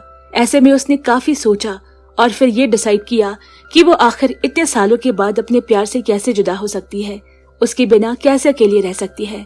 अब उम्र तो चली गई, लेकिन प्यार को तो नहीं छोड़ सकती, इसीलिए जिंदगी के बचे कुछ दिन उसके साथ गुजारना चाहती है और अपने जर्मनी जाने के प्लान को कैंसिल करके उसी ब्रिज पर इंतजार कर रही है जहाँ पर वो दोनों मिलते हैं। ये पढ़कर मानो वुजिन के शरीर में अचानक से जान आ जाती है और वो भागकर ब्रिज पर जाता है जहाँ पर सियोरी काफी देर से खड़ी थी और रोते रोते उसे गले लगा लेता है और प्यार की नई कहानी शुरू हो जाती है।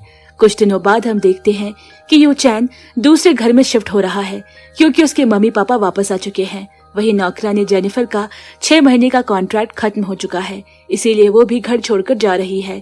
वुजिन उसे रुकने की सलाह देती है, लेकिन वो कहती है कि अब उसे आगे की जिंदगी नौकरानी बनकर नहीं बिताना, बल्कि अपने पुराने जख्मों को भुलाकर एक नई जिंदगी की शुरुआत करनी है।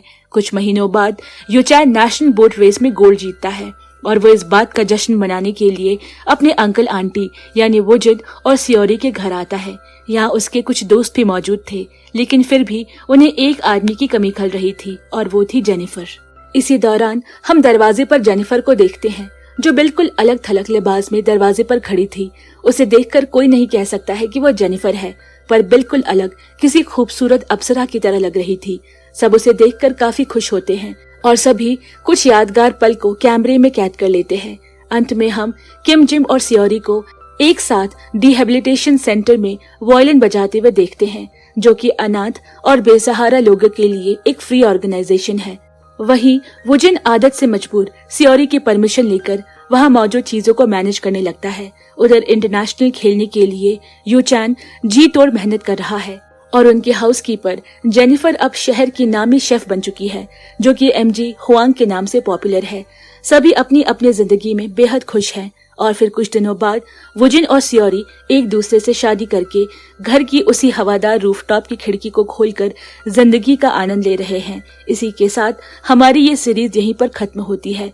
अगर आपको ये वीडियो पसंद आई हो तो इसे लाइक करके ज्यादा से ज्यादा शेयर करना बिल्कुल ना भूलें। तब तक के लिए मैं आप सभी से अलविदा लेती हूँ।